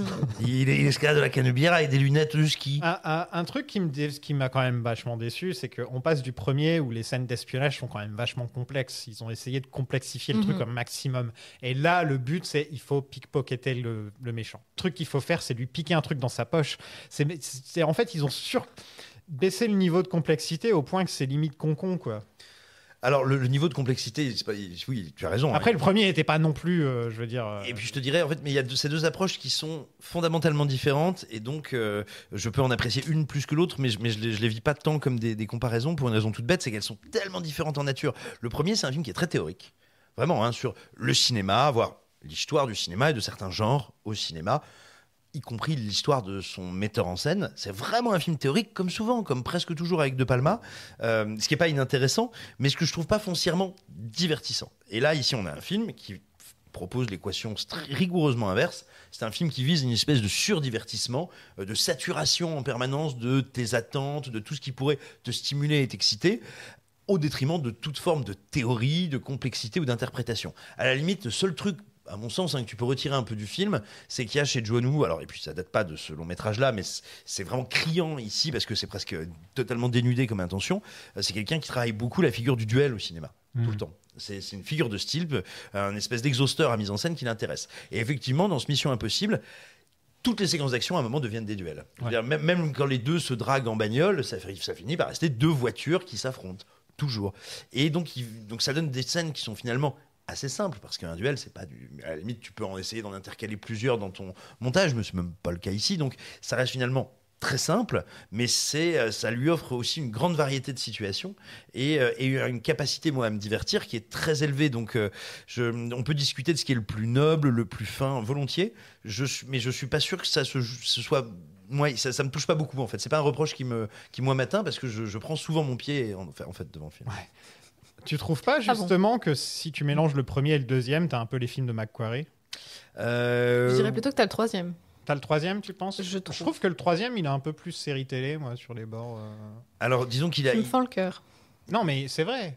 Il ressemble plus à la série télé qu'au premier. Ah, c'est pas comme ça que j'ai... Et il est réalisé par un mec qui sait faire que des séries télé. Oui, non, mais moi je suis assez d'accord avec toi, et même sans être péjoratif, mais il reprend plein de tropismes qui viennent de codes de télévision, ce qui n'est pas en soi forcément un mal, mais forcément, ça l'identifie, quoi. Ouais. Mais je suis assez d'accord, effectivement, qu'il y a dans l'équilibre du troisième quelque chose qui pourrait faire penser un peu à une fusion des deux premiers. Là où pour moi, McQuarrie, mais je ne sais pas si on va parler de ça maintenant, mais c'est plutôt le changement de braquet dans la vision de Cruise, mais comme ça a pu être le cas, par exemple, aussi avec une autre saga qui, au début, a commencé en déclinant des réalisateurs au style très affirmé et très différent. Alien. Voilà. Je vais sur Harry Potter, moi. Oui, c'est ça. Chris Columbus, si tu veux, il est affirmé comme un aspirateur Dyson, c'est-à-dire que tu sais pourquoi tu payes, mais le seul intérêt. Oui, ce que je veux dire, c'est que les 4 premiers opus ont été réalisés par des cinéastes très disparates, et ensuite tu t'es retrouvé avec le même Yes Man tout du long sur les 4 derniers. Voilà, tout à fait. Et donc tout d'un coup, si tu veux, tu as quelqu'un qui a une proposition, une vision, un savoir-faire aussi, parce que le savoir-faire de McQuarrie, c'est quand même, il faut pas déconner, mais du coup, qui a quand même des visions beaucoup plus uniformes, cohérentes, en tout cas, uniformes peut-être pas, mais cohérentes de la saga, là où avant, à chaque épisode, tu te demandais un peu ce qui allait te tomber sur le coin de la tronche. Le méchant, à un moment, il a créé un faux journal pour kidnapper un mec. Il a quand même créé un faux journal, un vrai faux journal. Ça veut rien dire ce que je dis, mais... Et il porte 2 masques l'un sur l'autre. Ouais. Alors cette scène m'a complètement perdu. Je me suis dit non, là ils sont partis trop loin. Là. En fait, une fois que tu débranches ton cerveau... Ou alors c'est dans la version 3h30 où c'est mieux expliqué, j'en sais rien, mais le coup des 2 masques, je me suis dit mais c'est impossible. Déjà le masque, c'est un truc, le concept, faut l'adhérer. Quand tu regardes Mission Impossible, faut te dire le masque, ça n'a aucun sens. Voilà. Oui, ils ont la même voix. Ils ont le même visage et ils font la même taille. Et ce que j'aime, c'est que la voix, tu sens, c'est pas toujours pareil dans chaque Mission Impossible. Ils essayent selon les modes et les l'époque. Quelquefois, ils ont un truc qu'ils mettent sur la gorge. Alors là, c'est le cas. Ils ont l'espèce de circuit imprimé en plastique, sticker que tu mets sur ta thermomètre. Ouais. D'autres fois, tu sens qu'ils ont une espèce de truc intégré qu'ils doivent répéter, qui se met à jour. Bref. Tu sens que le masque a évolué avec la saga parce qu'ils savaient pas trop quoi en faire au début. Moi, il y a un truc qui me chagrine profondément avec ce procédé-là, c'est plus particulièrement dans le dernier. C'est avec les carrures en fait. Et notamment dans le dernier, on a donc là plutôt du côté des personnages féminins, je sais on en reparlera plus tard, mais t'as Ellie Atwell qui a quand même une certaine carrure qui d'un coup d'un seul met le masque de l'antagoniste, je sais plus comment cette actrice s'appelle. Kirby. Merci. Vanessa Kirby. Et tu sais que c'est pas du tout les mêmes brins de filles. Ah bah, il y en a une qui fait 7 mètres et il y en a une qui fait 7 mètres et pas l'autre. Je t'ai dit la même chose dans l'épisode d'avant. Où je te disais, Tom Cruise, il faut qu'à chaque fois, il se trouve un mec de la même taille. Sinon... Oui, mais encore, la carrure, elle passe un peu mieux. Tu vois que là, par exemple, dans le cas de ces 2 femmes, t'en as une qui est très voluptueuse, l'autre qui est beaucoup plus... T'as une grande liane et t'en as une qui est très athlétique aussi. Voilà, et puis... Bon, même les yeux, ça passait pas. Puis, la mâchoire, tout. Il n'y a rien qui va. Et on essaye quand même de te faire avaler ça, et moi, ça me... Alors, Je veux bien suspendre ma crédulité 5 minutes. alors moi, en termes de suspension d'incrédulité, même si j'abonde dans ton sens, néanmoins, c'est pas un truc qui me dérange trop. Mais il y a quelque chose qui m'étonne, c'est que de mémoire, parce que je n'ai pas regardé tous les épisodes de la saga pour enregistrer la saga, il me semble qu'il y a quelque chose qui a jamais été utilisé justement dans les films où on essaye de nous faire croire qu'on arrive à modifier la voix. Mais il y a un truc qui m'amuserait, c'est qu'on parte du principe que les masques, c'est un peu un truc de dernier recours, tu vois, une techno qu'on a depuis longtemps, c'est-à-dire qu'on sait avoir un masque qui te rend à peu près indétectable visuellement, mais que si tu ouvres la bouche, c'est foutu. Tu vois que c'est un truc pour t'échapper ou pour rentrer dans un bâtiment. C'est ce qu'on a dans le premier, je crois. Dans le premier, c'est très étonnant. Ouais, on a juste... on a 2 fois où Tom Cruise est déguisé avec une moustache et à la fin, il est John Voight qui enlève le masque. Non, la scène de l'ascenseur. Il a un masque, mais c'est sa voix à lui. S'il est avec Emmanuel Béard à la fin et qu'il a le masque de John Voight, il ne dit rien. Il ne dit rien, non. Ouais. Non, le concept de la voix est arrivé avec le second. Ouais. Ah oui, effectivement. Enfin, Mais tu le vois, deuxième. donc c'est bien ma mémoire qui me faisait défaut, en effet. Mais tu vois, je trouverais ça très intéressant à travailler. C'est-à-dire une séquence où tu dois t'infiltrer, éventuellement t'infiltrer avec les traits de quelqu'un, mais où tu peux pas parler. Parce que si tu parles, tout tombe. Je trouve que ce serait beaucoup plus drôle que d'être là, genre. Et alors, cette année, on a le suppositoire à narine qui vous fait parler comme Flavie Flamand. Et puis t'as une énorme incohérence dans ce film justement avec les voix. On a besoin à un moment d'un enregistrement de la voix du personnage de l'un des antagonistes. Que voilà, il est l'auteur il veut se faire beaucoup de thunes avec l'antidote et avec le virus parce que c'est comme ça que ça fonctionne la pharmaceutique aux États-Unis. C'est vachement chouette. D'ailleurs, on voit ça avec les diabétiques en ce moment. Il donne sa voix, il donne son nom complet là comme ça gratuitement pour le scénario. Hunt enregistre ce passage-là, s'en sert pour ouvrir une porte qui est pas mieux gardée que par une reconnaissance vocale, mais à côté de ça, il a des étiquettes qui peuvent se coller sur la gorge et qui peuvent mimer n'importe quelle tessiture. Ok, il y a un truc stupide dans le film. Oui. Foi. Il y a un truc cool. Il y a des trucs cool, bien sûr. Le laser pour couper le verre, c'est toujours cool. C'est toujours cool. Ça, c'est un truc qui sera toujours cool. Et d'ailleurs, cette scène est chouette, en règle générale. Déjà, c'est la seule scène où tu as un peu de silence, donc tes oreilles prennent un peu de répit. Et elle est bien filmée. Il n'y a pas trop d'effets rocambolesques. Celle où il essaie de se débarrasser du virus, là Non, juste avant qu'il y arrive. En fait, quand il commence à s'introduire... Son infiltration, quoi. Oui. Ouais. Et il doit se cacher, parce qu'évidemment, il y a un gars derrière une vitrine qui pourrait le voir, mais qui ne le voit pas parce qu'il se penche et tout. Et je trouve ça assez joli à regarder. Voilà. Parce que la mouvance est sympathique. Là, on a la première fusillade de John Woo Yen, où Tom fait du akimbo. Il est là en train de tirer avec les 2 flingues et tout. Tu te dis, bon, ça de nos jours, c'est pas le genre de truc que Tom Cruise ferait, mais c'est marrant de le voir. On n'a pas trop parlé de ses cheveux d'ailleurs, et je trouve que. J'attendais que ça. Le fait qu'il ait des cheveux comme ça dans ce film-là en particulier, ça fonctionne vraiment très bien. Mm-hmm. C'est que c'était vraiment le film parfait pour avoir cette coupe de cheveux. Et il l'aura plus jamais après, d'ailleurs. De toute façon. Il en est pas très loin dans le 4, en vrai. C'est pas parce qu'il tournait Magnolia juste avant qu'il avait les cheveux longs. Je crois que c'est ça. Hein. Ouais, à mon avis, ça. Et puis même dans Eyes Wide Shut, il a les cheveux longs aussi. Ouais, moi j'aurais bien aimé que ça persiste, je trouve que ça lui va très bien. C'est toujours mieux que ça coupe en brosse, dans le 1. Oh là là, ça c'est terrible. C'est fou de se dire que John Woo s'est fait dépasser 1 an avant par Matrix au niveau action, etc. Alors que c'est lui qui a inspiré Matrix. Et quand tu compares Matrix à Mission Impossible 2, il y a quand même une différence de niveau entre les deux, quoi. Oui, mais sans doute aussi parce qu'il est contraint par la commande à faire de l'autocitation qui vire quand même à l'autocaricature. C'est-à-dire, moi, quand je vois Volte-Face, je trouve pas ça honteux par rapport aux scènes d'action. Après, c'est pas tout à fait le même genre de film, ça n'a pas les mêmes ambitions mythologiques, etc., bien sûr. Mais tu vois, quand je regarde ce qui se passe en termes d'action dans Volte-Face et ce qui se passe en termes d'action dans Matrix ou Matrix 2, j'ai pas l'impression qu'il y a quelqu'un d'impotent d'un côté et des génies de l'autre. Non, du tout. Je parle plus du fait que ça a fait déjà vu quand on regarde Mission Impossible 2. 1 an avant, on a eu Matrix et on a ce côté déjà vu, je veux dire le côté Akimbo qui tire comme ça au ralenti et tout. Enfin, c'est la même scène que la scène du lobby un petit peu dans Matrix. Je me demande comment les Wachowski ont réagi en regardant Mission Impossible 2. J'aurais vraiment aimé savoir leur réaction. Je me demande, et en même temps, j'imagine qu'elles étaient forcément bien conscientes que leur propre scène d'action était quand même d'énormes emprunts à toute la culture asiatique, que ce soit chinoise ou nippone, du cinéma d'action, de l'animé, du manga. Donc, quand même, elles se sont dit, tiens, c'est sans doute pas un hasard si l'industrie hollywoodienne propose ce type d'action en ce moment. C'est une réaction à Matrix, en fait, ce film, un petit peu, j'ai l'impression. En partie, ouais. Il y a eu des films comme ça, comme Equilibrium. Il y a eu quelques films un petit peu en réponse à Matrix. Dans le mythe, Bellérophon était un prince qui tua la chimère. Un monstre avec une tête de lion et une queue de serpent qui terrorisait le monde antique. Je pense que Nekorvitch a créé un virus mortel, la chimère. Et l'antivirus qui le combat, le Bellérophon.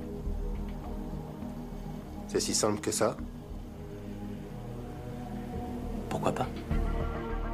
On disait que donc dans le film précédent qu'il n'utilisait pas son flingue une fois et là il se rattrape parce que Il se rattrape un peu, mais après c'est pas non plus déconnant. il y va quoi. Oui, il y va. Non, mais puis, moi, j'ai un certain attachement pour cette époque, alors qui est un peu revenu avec John Wick, mais bah oui, qui est un peu revenu avec John Wick. D'ailleurs, je sais pas pourquoi je m'apprête. Complètement revenu avec John Wick. Oui, tout à fait. Mais si tu veux, cette époque où on pouvait dézinguer des êtres humains par kilotonnes, quoi. Oui. C'est des hommes de main de méchants, on peut les tuer et, Moi, et pas les blesser, quoi. Vraiment, on les flingue, on est pas. Années pas- 80, 90, qu'est-ce qu'on pouvait tuer comme genre quand même dans les films Ah ouais. Et puis je veux dire, mais ça n'est jamais même une question, quoi. On se dit pas genre, Ouais. oh mince, on va devoir tuer ces 48 figurants. Non. Y a pas Puis un t'as pas moment de où il code s'en moral fiche. à un moment où t'as le méchant qui dit putain mais t'as tué mon homme de main, ça fait 15 ans que je le connais, je suis le parrain de sa fille et tout. Je venais de lui offrir une promotion et là. Mais c'est pour ça que le premier Austin Powers c'est parfait à certains niveaux. C'est qu'il Absolument. y a toute cette scène où il tue un sous-fifre et après on apprend qu'il avait une famille, des amis, etc. Et la scène devient tragique alors qu'en fait. Alors que, et en plus, James Bond a tendance à les tuer de manière tellement. Avec un laser, il va les noyer, les pendre. Et à chaque fois, il fait une petite blague juste après. Ouais, t'as une désacralisation de l'humain de toute façon dans Complètement. ces moments-là. Ah oui, tout à fait. C'est absolument ça. Et là, effectivement, t'as pas la petite blague derrière, mais t'es quand même pas très loin, Ouais, quoi. ouais. Si tu dois faire tomber un mec de moto, si tu veux, c'est pas en lui nuxant le bras, quoi. Exactement. Naya s'injecte le virus et Tom n'arrive pas à se résoudre à la Qu'est-ce qu'elle est tuer. conne cette scène. Je trouve qu'elle est quand même mieux que Claire parce qu'elle est un peu. Ah oui, du film précédent. Elle est un peu plus proactive. Là, par exemple, c'est elle qui fait le choix de. Oh puis elle est pas jouée par Emmanuel Béard. Elle est pas jouée. Déjà. Je trouve qu'elle est bien l'actrice dans le film. Ouais, mais Sandy Newton, encore une fois, avec c'est ce que tu disais en premier, hein, avec la Voilà. partition qu'on lui donne, elle peut difficilement jouer plus juste. Hein. Elle mérite pas d'être nommée au Razzie, c'est vraiment. Mais tu sais, il faut rappeler un truc. Là, il faut nommer Tom à ce moment. À celles et ceux qui nous écoutent, les Razzie, en réalité, traditionnellement, si vous regardez, il n'y a pas véritablement de choix éditorial. On punit souvent des contre-performances économiques. Et alors là, c'est pas le cas. Et tu vois, souvent, on réagit un petit peu aussi. Si on parle beaucoup de ce film en mal, on va forcément le mettre dans les Razzie. Quoi. Il y a aussi Tout à fait. beaucoup de ça. Ouais. Tom se bat contre des pigeons et sort des flammes au ralenti avec une colombe, donc une des marques de fabrique de John Woo. T'as un lundi matin en sortant du métro à Paris. Et c'est vrai quand j'ai vu les pigeons, je me suis dit ah tiens, je croyais que c'était des colombes. Et à la toute fin de la scène, il y a une colombe qui passe. Vous avez l'antidote, espèce de salopard. Vous avez volé le Bellérophon, la totalité. Il me le faut.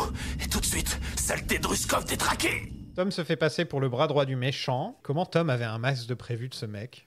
Ah non, mais ça n'a aucun sens. Il me semble que pour moi, l'enjeu de la séquence, c'est pas d'entretenir le doute dans l'esprit du spectateur sur le fait que Tom Cruise serait mort et le film se termine Le mal. film veut quand même nous faire croire pendant un moment. Est-ce que c'est pas plutôt un truc qui est de l'ordre d'un pacte entre le film, entre le film et le spectateur qui se dit oh là là, le pauvre méchant, il se fait tellement avoir. Et est-ce que tu regardes pas le méchant être un parce qu'il peut pas être aussi bon que Tom Cruise, donc c'est un gros méchant nul qui a pas compris qu'il était en train de flinguer forcément quelqu'un d'autre que Tom Cruise. Moi, j'ai plutôt l'impression, je sais que j'ai toujours pris la scène comme un truc qui me faisait jubiler de voir ce gros blaireau de méchant. D'autant plus que, et ça c'est un truc que tu retrouves qui est un peu bizarre chez Tom Cruise. Non seulement il est humilié parce qu'on te montre à quel point il est bête.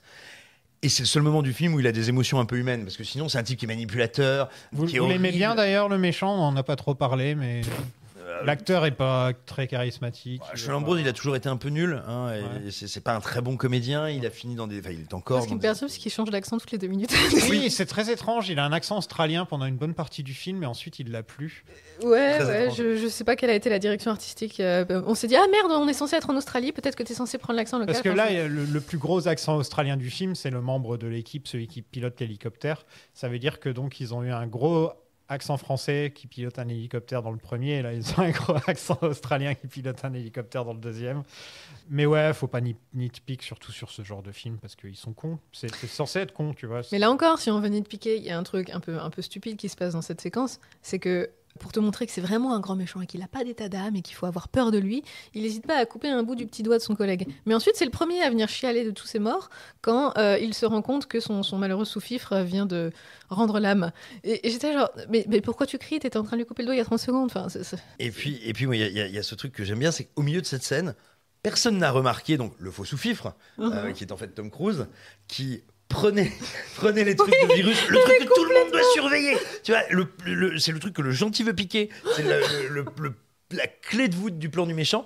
Personne n'a vu. Alors qu'ils sont quoi ? Ils sont 4 dans la salle. Hein. Ouais. Personne n'a vu. Il fait genre hop là. Et puis Et il part en courant à toute vitesse. Genre, Je sais pas si tu te souviens de l'éclairage de la scène, mais en plus c'est vraiment tu as l'impression d'être dans un jeu vidéo et c'est ton objet de quête et la table elle est éclairée, le truc il est en plein milieu, tu peux pas louper le truc, tout le reste de la salle est dans la pénombre et là, bam, il arrive à se barrer avec et justement après t'as ce fameux plan sur la table illuminé et vide. Je trouve ça magnifique. mais ça marche tellement avec cette espèce de cœur qui monte qui disent alors bonjour, c'est moi, je m'appelle Ton, j'ai fait un film de 14 ans, ça c'est une grosse scène d'émotion très forte et après c'est mon climax. Je veux que ce soit Hans Zimmer qui fasse ma musique. Tout à fait. Et comme on est misogyne jusqu'au bout, quand vous avez le virus et que vous êtes sur le point de mourir, vous allez être moche, vous allez être plein de sang qui sort par tous les pores de votre peau et tout, et vous allez être dégueulasse. Mais par contre, Sandy Newton, elle va être juste un peu pâle. Ça dépend là, combien vite fait. d'heures, c'est au bout de 35 heures. Oui, mais là, on l'a sauvée in extremis, je te rappelle. Ouais. Donc elle est censée être dans les C'est derniers vrai qu'elle est stades, mais elle est censée avec sa... saigner de la peau là. Voilà, elle est censée être... et elle est juste avec sa petite serviette et ses petits cernes là, comme ça, sous les yeux. Et t'es là genre, oh ma chérie, t'as juste eu un rhume en fait. Et tout ça parce qu'elle s'est trompée d'injecteur. Quoi. Alors, comment ça va? Je suis un peu enrhumé. Oh. Tu sais ce qui a été le plus dur quand j'ai dû t'imiter? C'était de devoir sourire à tout bout de champ comme un idiot. Tom vole une moto et là c'est parti mon kiki. Allez, alors là on y va là. Il est vraiment iconisé au possible dans ce film, hein. Encore largement plus que dans le premier d'ailleurs. Là c'est vraiment regardez. Mais comme c'est son film. Regardez comme je suis cool. Regardez comme je suis cool. Je suis Tom Cruise. Je suis au top de ma forme. Regardez tout l'argent que je me suis fait au box office dernièrement. J'ai été nommé aux Oscars. Voilà, je suis Tom Cruise, Tom fucking Cruise quoi. Non mais c'est ça, je traverse le feu à moto. Mais vraiment, ouais. Je fais du ski nautique à moto. Vraiment, c'est ce qu'il fait quand même. Je veux dire, littéralement, il se met derrière sa moto, la moto qui reste toute droite, il dit allez, on y va, Bobby. Mais il fait des high kicks et tout, il fait des trucs, des prises de catch. Oui, on n'a pas parlé de ça. Fait... C'est le film où il fait le plus de saltos avant, arrière, de galipettes dans tous les sens du terme. Il y a un moment où il saute d'un truc.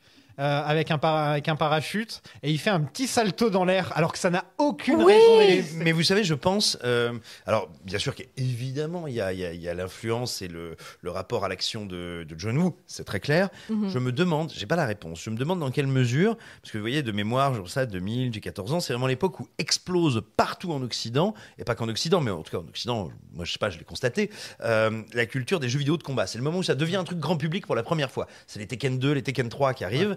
Et donc, il y a toute une partie du public, mais qui dit partie du public dit aussi partie des gens qui font du cinéma, qui ont en tête ces images de combattants qui font des saltos d'un coup, qui font de très longs coups de pied chassés comme ça.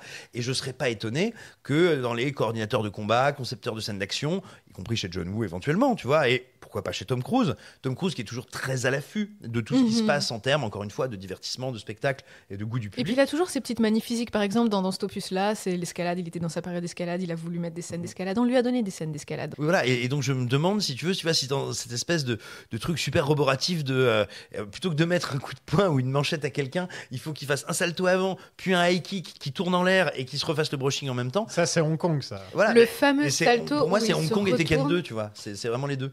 Au moins, James Bond fera jamais ça. James Bond, il met un coup de poing au mec, le mec tombe et on passe à autre chose. Non mais t'as l'impression qu'en fait la production vient de découvrir le câble. Tu vois.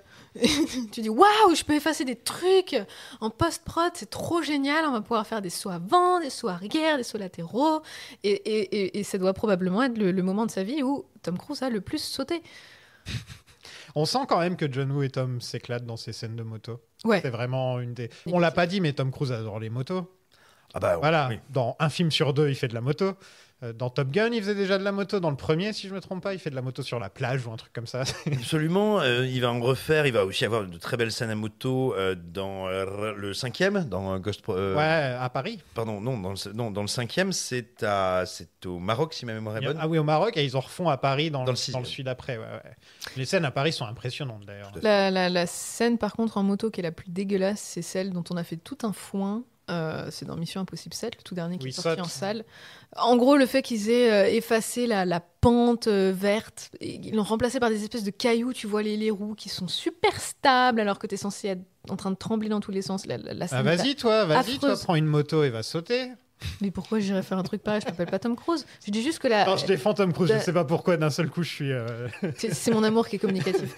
Non, mais d'un point de vue technique, en fait, j'ai été très déçue parce qu'on avait été habitué à des cascades qui étaient vachement plus... alors certes, impressionnant, c'est pas le terme, mais qui avaient été mieux réalisées. Et moi, cette scène-là m'avait laissé sur le carreau et avait laissé beaucoup d'autres gens sur le carreau. Parce on en avait beaucoup parlé dans la promotion. Non, mais disons qu'en tout cas, il y a un truc qui apparaît dans le deuxième, dès le deuxième, et qui, effectivement, on trouvera peut-être sa limite avec le septième, mais qui est apparu dès le deuxième, et notamment dès cette ouverture où il est en train de grimper, faire la varap.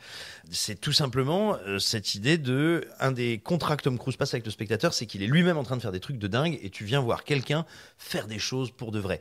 Il y a une contradiction dans les termes, j'ai envie de dire. À la fois, c'est quelque chose qui est très excitant, surtout à l'époque où le CGI, les images de synthèse sont en train de se développer à toute vitesse jusqu'à ce qu'elles règnent comme aujourd'hui. Tu te dis, bah oui, quelque chose de matériel et de palpable, ça m'intéresse.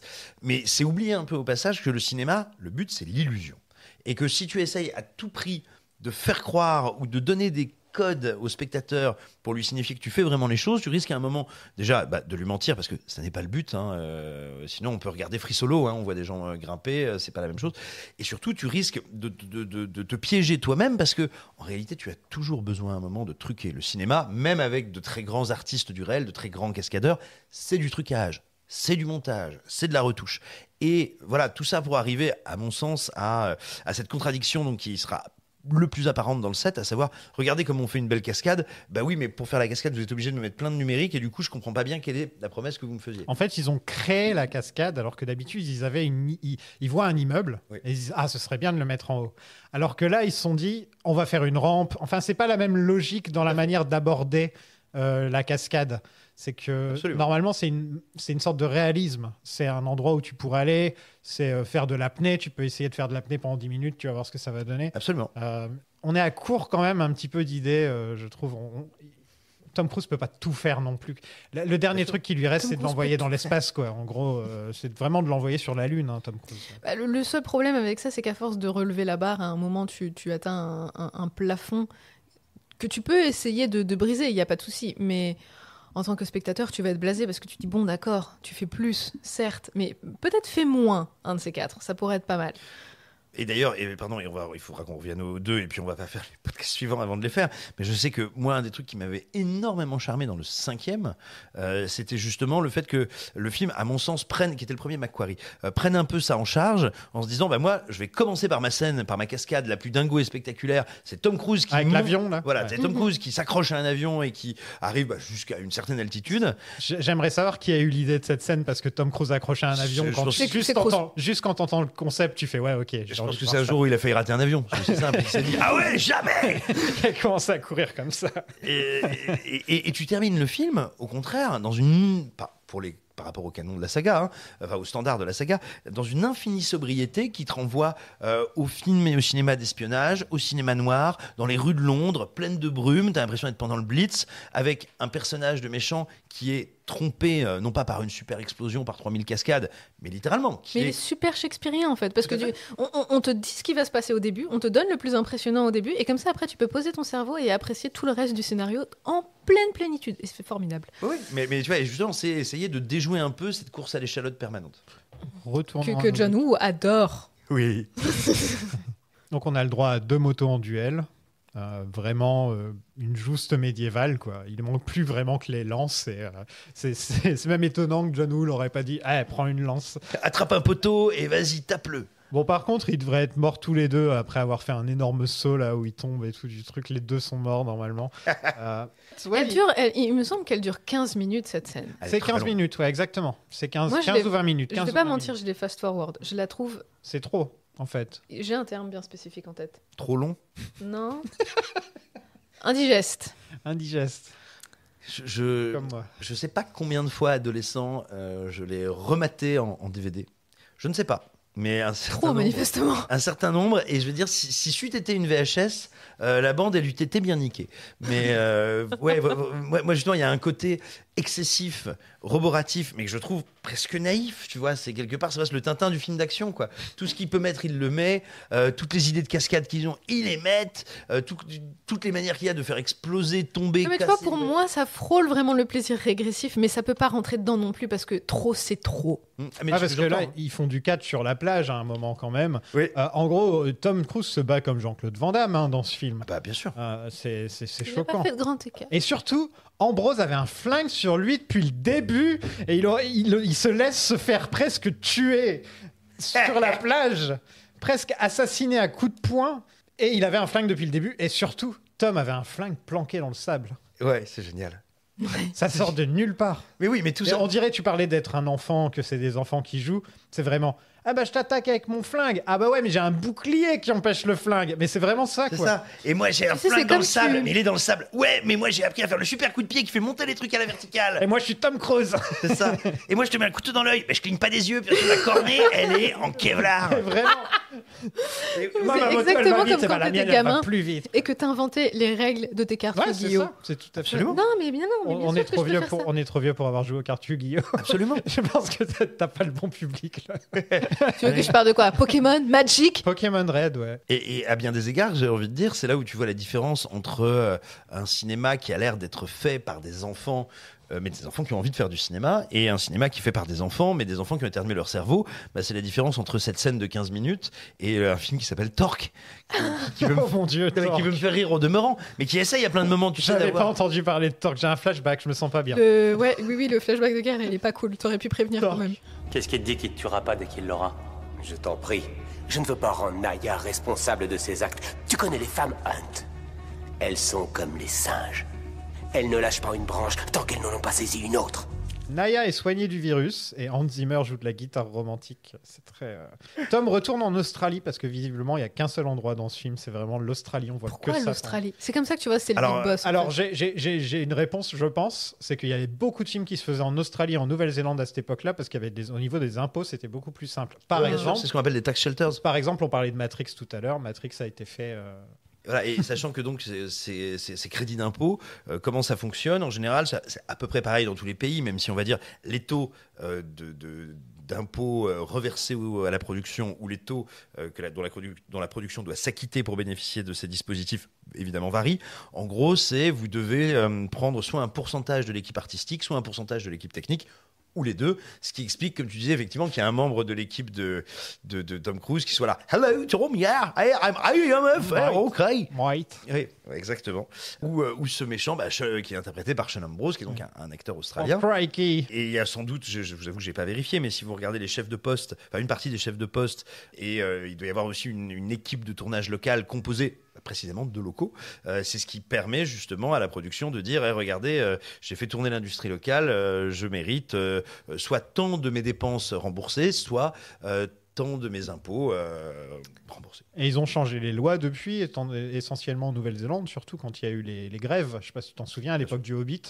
Et donc, il y a beaucoup moins de films qui se font quand même maintenant en Australie et en Nouvelle-Zélande. C'était vraiment début 2000 où c'était l'exode australien, quoi, là-bas. Ah bah, ce qu'il faut voir, c'est que Peter Jackson, alors dès le début de sa carrière, mais évidemment avec Le Seigneur des Anneaux, a eu pour ambition, au sens le plus littéral du terme, de créer quasiment ex nihilo une industrie du cinéma néo-zélandaise. Ouais. C'est-à-dire qui n'existait pas avant. Il a vraiment voulu, voilà. Qui n'existe toujours pas. Oui, bien sûr, mais qui a existé pendant quelques années. C'est-à-dire qui a existé du fait de tournage étranger. Mais enfin, le cinéma britannique, par exemple, n'existe que pour cette raison-là.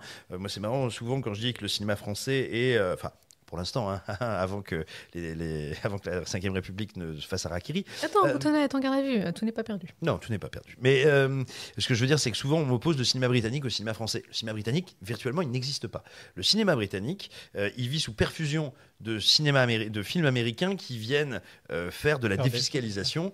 D'ailleurs, il n'y a pas un des Missions Impossibles qui a une super méga giga défiscalisation d'aller en tourner à Londres. Je ne voudrais pas dire de bêtises sur lequel ce fut, mais oui. Il me semble. Tu sais qu'on a un gros point commun avec les Anglais, c'est que les films qui cartonnent le plus là-bas, c'est les comédies. Absolument. Voilà, les comédies cartonnent, comme en France, quoi. Donc Tom retourne en Australie pour vivre avec les Walibi, et ainsi se termine Mission Impossible 2.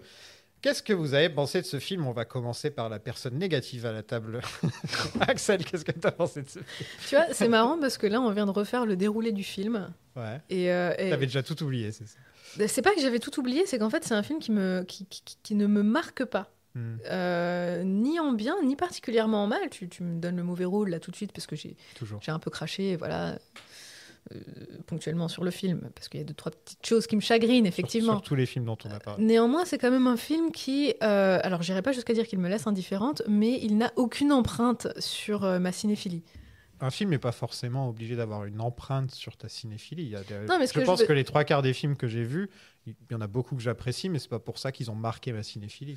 Non, alors je me suis mal exprimée. C'est qu'en fait, c'est un film où je peux me dire, je l'ai vu, je ne l'ai pas particulièrement apprécié, je n'irai pas brûler la maison de John Woo non plus.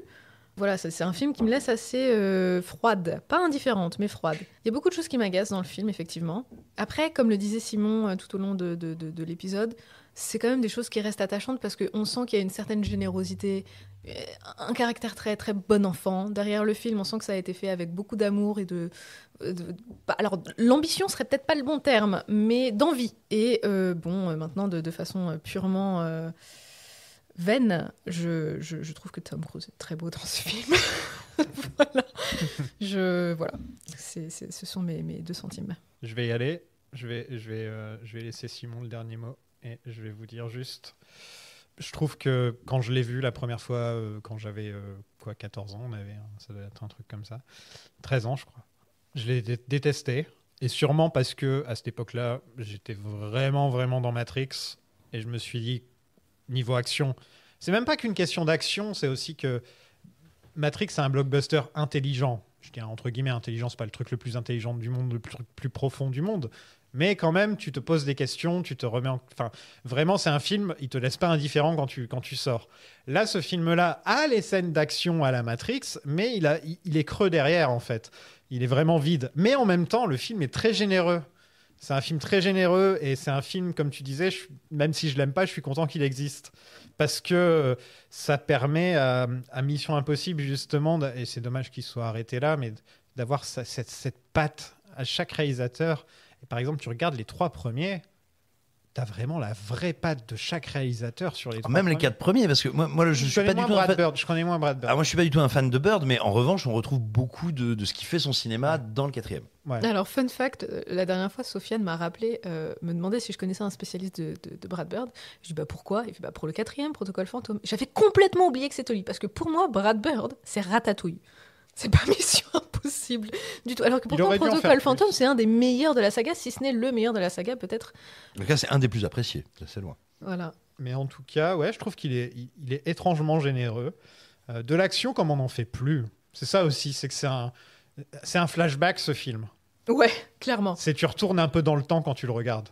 C'est un film vraiment ancré dans son époque, vraiment ancré dans l'année 2000. On dirait c'est une des dernières fois avant d'abandonner le siècle précédent un petit peu où on fait ce genre de film. J'ai cette impression. Il y a un côté kitsch. Et puis il est très transitoire d'une certaine façon. Parce que justement, comme tu le dis, c'est la fin d'une époque pour un cinéma, mais on commence aussi à avoir les balbutiements du cinéma asiatique qui commence à s'introduire dans le cinéma occidental et américain, sans trop savoir le faire non plus. Donc effectivement, comme tu le dis, il y a un côté très kitsch qui peut débarquer parfois, des choses qui vieillissent mal, des choses qui sont même mal filmées, mal mises en scène, mal montées. Mais tu sens que c'est le début de quelque chose. Je crois que j'attends plus les mêmes choses du cinéma maintenant, en fait, que quand j'étais gamin, quand j'avais 13 ans, où il fallait absolument qu'un film soit comme ci, comme ça. Et maintenant, en le regardant là, à 36 ans, je me dis... Surtout, en fait, j'ai parlé à des gens passionnés de John Woo dans les podcasts, et j'ai vu beaucoup plus de ses films depuis, et je comprends, en fait, maintenant. Je comprends ce qu'il essaie de faire, et c'est très étrange, ce mélange de Hard-Boiled et Tom Cruise. Enfin, mais juste l'idée de base est complètement folle quand on y réfléchit. Et ouais, sinon, j'aime pas la musique, j'aime pas le méchant, j'aime pas ce qui tourne autour du virus. C'est vrai qu'on n'en a même pas parlé une seule fois du virus, tellement c'est un truc très con, quoi. C'est le truc le plus con possible. Mais au final, il est remonté dans mon estime, étrangement. C'est-à-dire quand il était fini, je fais mais merde, j'ai passé un bon moment. Qu'est-ce que c'est que cette histoire, quoi. Moi, tout simplement, alors je vais juste répéter, redire que j'ai découvert ce film au cinéma à l'été de mes 14 ans, et ça m'a pété la rétine et je me suis amusé comme un enfant de 14 ans. Donc, dans l'indulgence et la sympathie que je vais exprimer à son endroit, il y a sans doute des restes de ses souvenirs, c'est évident. Je vais essayer d'être un peu plus objectif que ça, mais je ne doute pas que ça teinte, que ça colore mon ressenti. Tu disais effectivement que c'est un film kitsch, que c'est un film d'une autre époque, oui, et c'est aussi ce qui fait, non pas qu'il a vieilli pour moi, mais plutôt qu'il a rajeuni ou qu'il a gagné en patine, en valeur. C'est comme, tu vois, moi, ce plaisir énorme que j'ai de retrouver certains films d'une certaine période où on utilisait parfois à outrance le zoom, qui est un effet qu'on a un petit peu laissé tomber, mais qui, comme tout effet, quand il est bien employé, peut être très puissant. Comme ces films qui employaient à bon escient ou trop le split screen, c'est-à-dire le fait de diviser l'écran en plusieurs images, plusieurs les écrans. années 60. On parlait de Palma, et il a fait tout un documentaire en split screen. Absolument. Et il me semble que, quand bien même ce ne sont pas celles-là les figures de style qu'il y a dans Mission Impossible 2, le film a un peu cette valeur-là. Parce qu'effectivement, dans cet usage du ralenti, cet usage même de la veste en cuir, quoi. Plus personne ne met des vestes en cuir comme ça, à part les gens de Matrix dans la Matrice. Mais même, voilà, on l'a évoqué aussi brièvement tout à l'heure, cette idée de cette baston avec 2 revolvers, toujours de faire corps avec des cascades au ralenti, cette imagerie Christico, Débiligo, cette imagerie. C'est Jésus, là. Bah, bien sûr. Non, mais voilà, c'est Jésus qui vient se sauver. Il avait quel âge à ce moment-là, Tom Cruise, tiens? 35, 40. S'il a 33, non, ce serait la perfection. Tu dis ça, mais attends. Et donc, tout ça concourt pour moi à en faire déjà un des films mais vraiment les plus singuliers de la saga. C'est-à-dire, déjà, depuis que McQuarrie est arrivé, on en est à 3, bientôt 4 films. Il avait donc 38 ans à l'époque. 38 ans, putain, il est bien conservé. Hein. Ouais. Je lui aurais vraiment sincèrement donné 32-33. Ouais, c'est un truc de fou. Et il avait... qu'est-ce que j'ai... Oui, déjà, McQuarrie a contribué, malgré ses grandes qualités de metteur en scène, encore une fois, je dis pas ça pour lui envoyer un scud, mais il a contribué forcément à uniformiser un petit peu la saga, parce qu'il en est à 3, bientôt 4 films mis en scène par ses bons soins, quand bien même il essaye un peu de varier ses effets. Mais globalement, il y a quand même une relative cohérence entre les épisodes, entre leurs thématiques, ou tout simplement sur l'emprise que Cruise a dedans. Et on se disait, tiens, pourquoi est-ce que là, il n'a pas proposé à John Woo de revenir? Peut-être parce que, quand bien même c'est aussi un film de Tom Cruise, quand bien même c'est évidemment un Mission Impossible, c'est quand même très manifestement un film de John Woo. Et c'est peut-être ce qui fait pour moi aussi que c'est un des films dont je me rappelle le mieux, toujours et le plus dans la saga. Pas seulement parce que je l'ai regardé en boucle quand j'avais 14 ans, mais tu vois, typiquement, toujours Mission Impossible 3, quand je le redécouvre... J'oublie tout de Mission Impossible 3, à part Philip Seymour Hoffman. C'est vraiment Seymour Hoffman et la cascade sur le pont avec Tom qui explose là avec l'explosion. Voilà, qui se fait emporter par le blast d'une explosion. Je me rappelle. Et puis le visage de Kerry Russell. Kerry Russell. Voilà, qui fait on va dire un AVC créatif assez spectaculaire. Et voilà, il me reste quelques images, c'est tout. Le premier, je me souviens de ce que ça m'a fait gamberger, d'une poignée d'images, mais pas tant que ça. Le 2, il m'en reste quand même énormément. Alors oui, c'est un film qui est excessif, c'est un film qui est kitsch. C'est un film qui est parfois outrageusement débile. Il est con, ce film. Ah ouais, il est con. Oui. Vraiment. Mais ça fait du bien de temps en temps. Il a des images qui, effectivement, tu ne peux pas te délier de ces images. Elles sont imprimées dans ta rétine pour de bon. Mais juste Tom Cruise en train d'escalader et ensuite balancer ses lunettes vers la caméra, ne serait-ce que dès la première scène du film, t'as un des trucs les plus mémorables de l'histoire de Mission Impossible. Ouais, bien sûr. Et puis, encore une fois, il y a une espèce de telle pureté dans l'excès, tu vois, quand il lance ses lunettes et que t'as le riff de guitare qui commence, j'imagine presque que hors champ derrière la caméra, il y a Limp Bizkit qui est là, tu sais, vraiment pour le faire en direct, qui est là, et voilà, tout ça encore une fois, je conçois et je comprends très bien qu'on puisse trouver ça, mais insupportable, et ça peut l'être par bien des aspects. Néanmoins, pour moi, voilà, je rattache ça à l'adolescence et à une forme de pulsion très adolescente de faire du cinéma. Et du coup, ça me rend tout ça au minimum extrêmement sympathique. Et sinon, quand même, encore une fois, très particulier, très singulier, très spécifique. Et donc, ouais, ça m'intéresse pas mal. Mais en fait, c'est ça, c'est le côté unique du film qui fait que, même s'il est mauvais, parce qu'entre nous, c'est pas un super film, quoi. Oui, on peut pas défendre que ce soit un très bon film. Mais en même temps, on est curieux. Une sorte de curiosité morbide un petit peu devant ce film, là en le revoyant. Parce que le film a beau avoir cartonné, il est clairement vu comme le plus mauvais de tous, quoi. Oui, il est clairement vu comme le plus mauvais de tous, et en même temps, si tu veux, je suis régulièrement impressionné par ce qu'il propose, souvent excité par ce qu'il me propose, et il me reste beaucoup en mémoire.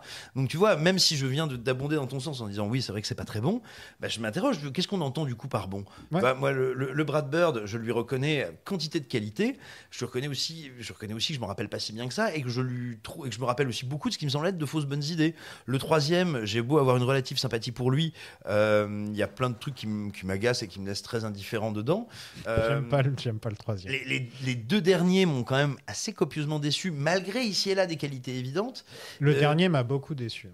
Voilà, et donc c'est celui que j'aime le moins. Je préfère regarder le 2 que le dernier dure trop longtemps, et ça, c'est une clé. Il faut trouver la clé. Agent Carter, elle joue très bien. Oui, mais elle joue toujours très bien. C'est la meuf de Tom, en fait, ou pas? Oh, et je crois qu'ils ont eu un flirt. Il y a eu des grosses rumeurs pendant un moment que c'était. Oui, mais elle a l'air humaine, donc je pense. C'est juste parce qu'ils sont allés à Wimbledon ensemble, si je me trompe pas. C'est juste pour ça que tout le monde a commencé à dire que. Oh, je sais plus. Franchement, assister à un match de tennis à côté de Tom Cruise, c'est une de mes idées du cauchemar. Tu vois. Il voit la balle avant qu'elle parte. Non, je pense que ce qui est vraiment palpable dans cet opus-là, et qu'il le sera crescendo à mesure que la saga continuera, c'est vraiment l'amour inconditionnel que porte Tom Cruise envers le médium. Envers lui-même aussi, bien entendu. Je pense qu'il n'y a personne qui aime autant le cinéma que Tom Cruise. Hein. Voilà, je veux dire, regarde, je sais plus combien de films par jour, il disait. Puis même au-delà de ça, il y a cette anecdote superbe justement sur Top Gun Maverick, où il y avait une séquence à chorégraphier, et ça demandait toute une orchestration avec des aviateurs et des chorégraphes, etc., etc. Et ils ont eu cette réunion le jour de son anniversaire. Et le réalisateur lui a dit « Mais c'est ton anniversaire, tu n'as pas autre chose à foutre ?» Et le gars a dit « Non, j'ai envie de faire un film. Alors j'ai envie qu'on ait cette réunion le jour de mon anniversaire, ce sera mon plus beau cadeau. » C'est vraiment un mec qui est très amoureux du cinéma. Oui, là, c'est très américain d'avoir une... Sa femme l'a quitté, ses enfants veulent pas le voir, donc il fête son anniversaire tout seul avec des scientologues. Voilà, probablement. En même temps, il les a fait élever par des robots et fabriquer dans des boîtes de pétri. Moi, je ne pas le voir. Je comprends tout à fait pourquoi ses enfants veulent pas le voir, mais j'ai l'impression que Tom... En gros, il a quand même des rapports avec son fils. Non, mais il a que la... Oui, c'est vrai. Il a que la scientologie. C'était très mal formulé. C'était mal formulé, oui. Voilà. Et en tout cas, j'admire vraiment cette détermination inflexible qu'il a à systématiquement donner le meilleur de lui-même dans son craft. Et par exemple, avec Magnolia et Eyes Wide Shut, dont on parlait tout à l'heure, il a épuisé son mental. Avec la saga Mission Impossible, il épuise son physique. Je trouve ça remarquable. Je trouve ça très intéressant et très fascinant à regarder. C'est vraiment le témoignage de... Oui, il y a des tas de gens qui l'ont appelé la dernière grande star d'Hollywood. Je suis pas nécessairement d'accord avec cette exagération. Néanmoins, il y a un fond de vérité dedans. Et je trouve qu'il a une carrière passionnante. Oui, et puis alors, la dernière grande star, je suis pas du tout d'accord, mais en tout cas, c'est un des derniers à avoir une conception bien particulière de ce qu'est une star. Je ne me souviens plus quel est ce relativement jeune comédien qui a tourné, ou peut-être même pas avec lui, à qui il a dit, écoute, voilà, je te donne un carnet d'adresses de chorégraphes, de cascadeurs, de danseurs, enfin, de profs. C'est le gars avec qui il jouait dans Top Gun ? J'ai un doute, je ne sais plus. C'est peut-être Glenn Powell, oui. Mais non, Miles Miller. Ah, Miles Teller, ouais. Taylor, Miles Teller. J'ai un doute, mais peu importe à qui il dit ça, mais donc un jeune comédien et qui dit, écoute, voilà des gens qui vont pouvoir t'apprendre à danser, à chanter, à courir, à faire des cascades, et tu dois le faire. C'est nécessaire si tu veux être un comédien hollywoodien au meilleur de ses possibilités, parce qu'aujourd'hui, avant Hollywood t'aurait formé à ça, moi j'ai été formé à ça, et donc toi maintenant tu vas devoir prendre sur toi de le faire. Et on va dire cette conception-là du spectacle, qui est une conception en fait du spectacle total, à savoir je dois pouvoir aller chez Paul Thomas Anderson, vont convaincre que je suis la réincarnation d'un pigeon hermaphrodite, et je dois être capable de courir derrière une moto en tirant avec 2 flingues chez John Woo, etc., etc. C'est effectivement une conception d'un spectacle total qui est un peu en voie de disparition, qui n'a plus beaucoup de héros. Simon, on peut te retrouver où ? Eh bien, écoutez, vous pouvez me retrouver sur Twitter quand je suis de très mauvaise humeur ou de très bonne humeur. C'est souvent de très mauvaise humeur sur Twitter, Simon. Ne mens pas. Ces dernières semaines, oui. Mais sinon, en général, ça va. Faut faire comme moi, faut quitter Twitter. Je suis bien depuis que j'ai quitté. Mais en fait, c'est ce que je fais régulièrement. Je requitte, je reviens. Tout dépend de mon désir de conflictualité dans ma vie. Non, vous pouvez me retrouver derrière un des micros de Réaliser sans trucage. Vous pouvez me retrouver, a priori... non, si l'émission est reconduite la saison prochaine, autour de la table du Cercle sur Canal+. Et puis, vous pourrez me retrouver très prochainement avec mon camarade Nicolas Martin, festival Mauvais Tour du 17 au 20 octobre, puisque nous créons, alors pas que tous les deux évidemment, avec toute une équipe de Tourangelles et de Tourangeaux, un festival dédié à tous les cinémas de l'imaginaire qui vont donc de la science-fiction, de la comédie absurde, à l'horreur, au fantastique, à Tours du 17 au 20 octobre prochain. Vous pouvez déjà d'ores et déjà vous renseigner et voir un petit peu de quoi il va retourner. Voilà pour ce qui est déjà une... Et puis avec le camarade Nicolas Martin, nous sommes depuis bien longtemps maintenant, mais en préparation, en pré-production de notre premier long métrage que nous avons. C'est exactement la question que j'allais te poser, je voulais savoir où ça en était. Bah écoute, on vient d'obtenir l'aide au développement du CNC et on espère d'autres soutiens tout prochainement qui nous permettront, on va dire, de rentrer dans la phase de pré-production, enfin dans ce qu'on appelle en prépa en fait, c'est-à-dire vraiment ce qui précède le tournage. Axel, on se revoit pour Mission Impossible 3. Voilà, je vais retourner dans ta cave et puis je ressortirai la semaine avec prochaine. John Abrams. Et merci beaucoup à vous deux. J'ai dit vous trois parce qu'il y avait Cooper sur la table. Merci beaucoup aussi. Ça a été le soutien moral pendant tout cet épisode. Merci beaucoup à Cooper, voilà. Vous pensez que ce sera difficile? Très difficile. Eh bien, ce n'est pas mission difficile, monsieur Hunt, c'est mission impossible. Difficile serait un jeu d'enfant pour vous. Merci beaucoup aux invités, merci à Simon, merci à Axel et merci à vous tous et toutes d'avoir écouté cet épisode. J'espère qu'il vous a plu. Là, j'ai redécouvert le film une deuxième fois, parce que là, j'avais eu le temps de le voir qu'une seule fois, alors que normalement, je le regarde plusieurs fois. Et il est horrible, en fait. Voilà. Là, en le redécouvrant, je me rends compte que les 3/4 du film, c'est les gens en train d'expliquer ce qu'est le virus. Et pendant presque tout le film, c'est ça. Remarque, misogyne, mais à un point où vraiment, c'est pour un film des années 2000, c'est très, très, très misogyne. Et donc en le redécouvrant, il est redescendu dans mon estime alors qu'il était remonté la dernière fois que je l'ai vu. Donc il faudra que je le re-regarde un jour, peut-être dans 10 ans, pour ça se trouve je vais changer d'avis et là je comprendrai encore à nouveau le film. Mais en tout cas voilà, mon avis est redescendu un petit peu parce que le méchant, Luther, tous les personnages secondaires ne sont là que pour expliquer le plot et c'est tout ce qui se passe. Ça peut être intéressant visuellement, mais au niveau de l'histoire, c'est vraiment horrible. Et donc voilà, je tenais à le dire tout de même. Si vous aimez bien le podcast et que vous voulez me filer un petit coup de main tout en découvrant des tonnes d'épisodes, c'est sur le Patreon, patreon.com/plan-séquence. Il y a plus d'une centaine d'épisodes, quand même. C'est pas rien. Donc je vais pas tous les lister. Mais sachez qu'il va y avoir des nouveaux épisodes bonus. En tout cas la semaine prochaine ou cette semaine, ça dépend quand vous écoutez cet épisode. Et on a une petite communauté quand même sur Discord, sur Twitter, sur Instagram, @lasagapod. Je voulais remercier aussi bien sûr les plus gros contributeurs du Patreon, l'agent G, l'agent B, Elvire Peel, Ced Kuriakin, Océane Lind, Yann Smart, Renato Knight, Lizzie Milady, Guilhem numéro 6, Claire Carter, Louis Hart, Romain 47, Dylan Payne, Charles Jennings, Michel Vesten, Frank Chuck, Damien Fleming, Lorraine Bristow, Charlie Zorel, Loba M, Selim Snake, Pierre le Spy Kid, Seb Turner, Monsieur Hobby, je me rappelle plus de son nom. Qu'est-ce que j'avais dit avec Monsieur Hobby? J'aurais dû le noter. Merde. Bon bah Monsieur l'agent Hobby, je sais pas. Clem Smiley, Punky Malotru, Alexis Barton, Sam Fury, Didier Solo, Flavien Leiter, Jonathan Bonisseur de la Batte, Nicolas Fischer, Johan Templar, Benoît Smith, Ludwig Powers, Timothy Bond, Mathilde Romanov, Clément MacGyver, Hugues Q, Julien Ryan, The English, Vincent Steed, Adeline Nikita, Dominique Baker, Efo Archer, Arnold Coulson, Lilian Bourne et bien sûr Pascal Bauer. J'espère que j'ai oublié personne parce que quelquefois Patreon me montre pas tous les gens et je sais pas pourquoi. Mais en tout cas bientôt je vais pouvoir faire gagner des abonnements Patreon. Je vais pouvoir faire des petits concours sur Instagram ou sur Twitter pour faire gagner des abonnements Patreon et c'est plutôt cool. C'est exactement ce que je voulais, ça faisait depuis que j'ai rejoint Patreon que j'arrêtais pas de me demander pourquoi est-ce qu'on peut pas offrir ou faire gagner des abonnements Patreon. Bah là, ça va être bientôt normalement le cas. Mais en attendant, bah, ça me permet de nourrir mon chat et de payer tous les abonnements et de payer le matos et de payer les Blu-ray. Et donc encore un grand merci à tous les gens qui m'aident. Dans le prochain épisode, on vous parlera de Mission Impossible 3 de J.J. Abrams. On va enfin parler de J.J. Abrams. Et ça va être très difficile de ne pas parler de la saga qu'on doit éviter. Ça va être très, très, très difficile. Non, tu te prends pour un Jedi ou quoi? Oui, Watto, je me prends pour un Jedi. Ça va être très drôle de ne pas parler de ça. On va essayer de se concentrer sur le reste de son travail, c'est-à-dire Super 8 et Star Trek.